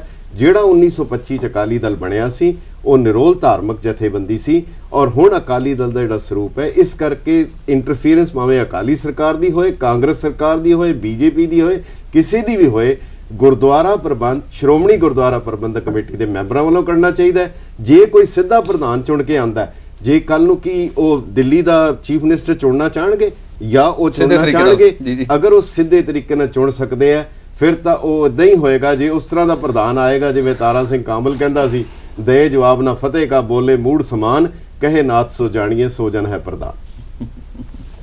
ਮੈਂ ਨਾ ਜੇ ਗੱਲ ਬੜੀ ਸਪਸ਼ਟ ਕਰਨਾ ਚਾਹੁੰਦਾ ਕਿ ਅਕਾਲੀ ਦਲ ਦੀ ਸ਼੍ਰੋਮਣੀ ਗੁਰਦੁਆਰਾ ਪ੍ਰਬੰਧਕ ਕਮੇਟੀ 'ਚ ਬਤੌਰ ਸਰਕਾਰ ਕੋਈ ਇੰਟਰਫੀਰੈਂਸ ਨਹੀਂ। ਜਦੋਂ ਕੈਪਟਨ ਅਮਰਿੰਦਰ ਸਿੰਘ ਦੀ ਪੰਜਾਬ 'ਚ ਸਰਕਾਰ ਸੀ ਉਦੋਂ ਵੀ ਅਕਾਲੀ ਦਲ ਦਾ ਹੀ ਪ੍ਰਧਾਨ ਸੀ ਸ਼੍ਰੋਮਣੀ ਗੁਰਦੁਆਰਾ। ਚਲੋ ਸਿੰਬਾਇਟਿਕ ਰਿਲੇਸ਼ਨਸ਼ਿਪ ਕਹਿ ਰਹੇ ਕਿਉਂਕਿ ਆਪਾਂ ਅਲੱਗ ਨਹੀਂ ਕਰ ਸਕਦੇ ਅਕਾਲੀ ਦਲ ਜੇ ਇਹ ਪ੍ਰਭਾਵ ਇੱਕ ਸਾਡੇ ਪਿਛਲੇ ਸਮੇਂ ਨਾ ਥੋੜਾ ਜਿਹਾ ਇਸ ਤਰ੍ਹਾਂ ਦੇਣ ਦੀ ਕੋਸ਼ਿਸ਼ ਹੋਈ ਸਾਡੇ ਇੰਟੈਲੈਕਚੁਅਲ ਵੱਲੋਂ, ਜਾਂ ਤਾਂ ਇੰਟੈਲੈਕਚੁਅਲ ਜੇ ਸਾਰੀ ਸਿਚੁਏਸ਼ਨ ਨੂੰ ਚੰਗੀ ਤਰ੍ਹਾਂ ਵਾਚ ਨਹੀਂ ਕਰਦੇ, ਜਾਂ ਇੱਕ ਪਾਸੇ ਹੋ ਕੇ ਕਿਉਂਕਿ ਸਰਕਾਰ ਹੈ, ਸਰਕਾਰ ਦਾ ਪ੍ਰਭਾਵ ਜਿਹਾ ਲੈ ਕੇ ਵੀ ਸਰਕਾਰ ਹੈ ਜੀ, ਇਸ ਵਾਸਤੇ ਅਸੀਂ ਇੱਕ ਵਾਰ ਦੋਸ਼ ਹੀ ਲਾਉਂਦੇ ਹਾਂ। ਅਕਾਲੀ ਦਲ ਇੱਕ ਜਥੇਬੰਦੀ ਸਿੱਖਾਂ ਦੀ ਜਮਾਤ ਹੈ ਅਤੇ ਅੱਜ ਵੀ ਉਹ ਸਿੱਖਾਂ ਦੀ ਨੁਮਾਇੰਦਗੀ ਕਰਦੀ ਹੈ ਸਮੁੱਚੇ ਰੂਪ 'ਚ। ਅੱਜ ਸ਼੍ਰੋਮਣੀ ਕਮੇਟੀ ਵਿੱਚ ਅਕਾਲੀ ਦਲ ਜਿੱਤਦਾ, ਮੈਂ ਪਹਿਲਾਂ ਗੱਲ ਕਰਕੇ ਰਹਿ ਕਾਂਗਰਸ ਖੜਦੀ ਆ ਇਨਡਾਇਰੈਕਟ ਵੇਜ ਨਾਲ, ਬੰਦੇ ਖੜੇ ਕਰਦੇ, ਸਾਨੂੰ ਪਤਾ ਨਹੀਂ ਲੜੇ ਇਲੈਕਸ਼ਨ ਕਿ ਦੂਜੇ ਬੰਨੇ ਕਾਂਗਰਸੀ ਖੜਾ, ਲੇਕਿਨ ਉਹਦੇ 'ਚ ਜਿਹੜਾ ਅਸੀਂ ਦਿੱਲੀ ਦੇ ਵਿੱਚ ਜਿਹੜੀ ਦਖਲਅੰਦਾਜ਼ੀ ਜਿਹੜੀ ਤੁਸੀਂ ਵੀ ਗੱਲ ਕਹੀ ਕਿ ਦਿੱਲੀ ਵਿੱਚ ਕਾਂਗਰਸ ਦਾ ਸਾਡੀ ਸਿੱਖਾਂ ਦੀ ਸਾਂਝ ਉਹ ਸਿੱਖਾਂ ਦੇ ਗਲੇ ਵਿੱਚ ਨਹੀਂ ਲੰਘਦੀ, ਕਿਉਂਕਿ ਬਹੁਤ ਵੱਡਾ ਕਤਲੇਆਮ, ਬਹੁਤ ਵੱਡਾ ਦਿੱਲੀ ਦੇ ਵਿੱਚ ਕਹਿਰ ਵਾਪਰਿਆ। ਹਰਿਮੰਦਰ ਸਾਹਿਬ ਤੇ ਅਕਾਲ ਤਖਤ ਨੂੰ ਜਿਹੜਾ ਬੰਦਾ ਭੁੱਲਦਾ ਨਾ ਉਹ ਸਿੱਖ ਨਹੀਂ ਹੋ ਸਕਦਾ। ਇਸ ਵਾਸਤੇ ਇਹ ਗੱਲ ਬੜੀ ਵੱਡੀ ਮੈਂ ਵੀ ਇਸੇ ਗੱਲ ਤੇ ਕਹਿ ਰਿਹਾ ਸੀ, ਉਹ ਰੀਕਨਸਾਈਲ ਕਰ ਪਾਣਾ ਥੋੜਾ ਜਿਹਾ ਮੁਸ਼ਕਿਲ ਸੀ, ਲੇਕਿਨ ਸਟਿਲ ਇੱਕ ਜਿਹੜਾ ਬੜਾ ਮੈਸੇਜ ਕਲੀਅਰ ਹੈਗਾ ਵੀ ਪੋਲੀਟੀਕਲ ਪਾਰਟੀ ਨੂੰ ਥੋੜਾ ਜਿਹਾ ਦੂਰ ਰਹਿਣ ਦੀ ਗੱਲਬਾਤ ਇਸ ਪੈਨਲ ਵਿੱਚੋਂ ਆਈ ਹੈ। ਲੇਕਿਨ ਜਿੱਥੇ ਤੱਕ ਗੱਲ ਇਸ ਪਾਰਟਿਕੂਲਰ ਚਰਚਾ ਦੀ ਇੱਕ ਪਾਰਟ ਮੈਂ ਤੁਹਾਡੀ ਗੱਲ ਵਿੱਚ ਕੱਟਦਾ, ਉਹ ਇਹ ਹੈ ਵੀ ਅਕਾਲੀ ਦਲ ਹੁਣ ਸਿੱਖ ਪਾਰਟੀ ਨਹੀਂ। ਜਿਸ ਪਾਰਟੀ ਦੇ ਵਿੱਚ ਗੈਰ ਸਿੱਖ ਮੈਂਬਰ ਹੋਵੇ ਉਹ ਸਿੱਖ ਨੁਮਾਇੰਦਾ ਪਾਰਟੀ ਕਿਵੇਂ ਹੋ ਸਕਦੀ ਹੈ? ਨਹੀਂ ਚਲੀ ਇਹ ਤਾਂ ਦੇਖੋ ਹੁਣ ਪੰਜਾਬੀ ਪਾਰਟੀ ਬਣ ਗਈ। ਇਹਦੇ 'ਚ ਐਡ ਕਰਨਾ ਚਾਹਾਂਗਾ, ਅੱਜ ਅਗਰ ਕਿਸੇ ਨੇ ਕੋਈ ਸਿੱਖਾਂ ਦੇ ਹਿੱਤਾਂ ਦੀ ਗੱਲ ਕਰਨੀ ਹੈ ਉਹ ਕੇਵਲ ਅਕਾਲੀ ਦਲ ਕਰੇਗਾ, ਕਾਂਗਰਸ ਨਹੀਂ ਕਰੇਗੀ, ਬੀਜੇਪੀ ਨਹੀਂ ਕਰੇਗੀ। ਕੋਈ ਸਿੱਖ ਮੁੱਦਾ ਸਾਨੂੰ ਕਿਸੇ ਨੂੰ ਕੋਈ ਮਸਲਾ ਆਏਗਾ ਉਹ ਕੇਵਲ ਅਕਾਲੀ ਦਲ ਕਰੇਗਾ। ਇਹ ਹੁਣ ਅਕਾਲੀ ਦਲ ਨੂੰ ਆਪਣੀ ਇੰਟਰੋਸਪੈਕਸ਼ਨ ਕਰਨੀ ਹੈ ਕਿ ਉਹ ਆਪਣਾ ਫਰਜ਼ ਕਿਤਨੀ ਇਮਾਨਦਾਰੀ ਔਰ ਕਿਤਨੀ ਦ੍ਰਿੜਤਾ ਨਾਲ ਨਿਭਾਉਂਦਾ ਹੈ। ਇਹ ਉਹਨਾਂ ਦਾ ਕੰਮ ਹੈ। ਬਿਲਕੁਲ ਇਸੇ ਨੋਟ ਦੇ ਉੱਤੇ ਗੱਲਬਾਤ ਵਾਈਂਡ ਅਪ ਕਰਦਾ, ਲੇਕਿਨ ਮੁੱਦਾ ਇਹੀ ਸੀਗਾ ਦਿੱਲੀ ਚੋਣਾਂ ਦੇ ਵਿੱਚ ਇੱਕ ਨਵੀਂ ਤਰਮੀਮ ਪ੍ਰਪੋਜ਼ਡ ਮੂਵ ਜੋ ਕਿ ਦਿੱਲੀ ਸਰਕਾਰ ਵੱਲੋਂ ਆ ਰਹੀ ਹੈ, ਉਹਦਾ ਕੀ ਫਾਇਦਾ ਨੁਕਸਾਨ ਹੋ ਸਕਦਾ, ਹੋਣ ਜਾ ਰਿਹਾ ਹੈਗਾ। ਚੋਣਾਂ 31 ਦਸੰਬਰ 2012 ਤੋਂ ਪਹਿਲਾਂ ਕਰਵਾਈਆਂ ਜਾਣੀਆਂ ਤੇ ਕਰਵਾਈਆਂ ਜਾਣੀਆਂ ਚਾਹੀਦੀਆਂ ਨੇ। ਉਸ ਤੋਂ ਪਹਿਲਾਂ ਜੇ ਇਸ ਤਰੀਕੇ ਦੀ ਮੂਵ ਨਾਲ ਕੋਈ ਕਾਨੂੰਨੀ ਅੜਚਨ ਪੈਦਾ ਹੁੰਦੀ ਹੈ ਤਾਂ ਉਸ ਦਾ ਖਾਮਿਆਜ਼ਾ ਤਾਂ ਨੁਕਸਾਨ ਕਿਵੇਂ ਹੋਏਗਾ ਸਿੱਖ ਪੋਲਿਟਿਕਸ ਨੂੰ, ਇਹ ਆਪਣੇ ਆਪ ਅੰਦਾਜ਼ਾ ਲਾਇਆ ਜਾ ਸਕਦਾ ਹੈ। ਚਰਚਾ ਤੋਂ ਵੀ ਨਿਕਲ ਕੇ ਆਇਆ ਹੈ। ਬਹੁਤ ਬਹੁਤ ਧੰਨਵਾਦ ਸਾਰੇ ਮਹਿਮਾਨਾਂ ਦਾ ਸਟੂਡੀਓ ਵਿੱਚ ਆਉਣ ਲਈ, ਚਰਚਾ ਵਿੱਚ ਜੁੜਨ ਲਈ। feedback@ptcnetwork.tv ਸਾਡੇ ਮੇਲ ਆਈਡੀ ਤੇ ਆਪਣੇ ਵਿਚਾਰ ਭੇਜੋ। ਬ੍ਰੇਕ ਤੋਂ ਬਾਅਦ ਸਾਡੇ ਨਾਲ ਖਬਰਾਂ ਲਈ ਜੁੜੇ ਰਹੋ। ਧੰਨਵਾਦ।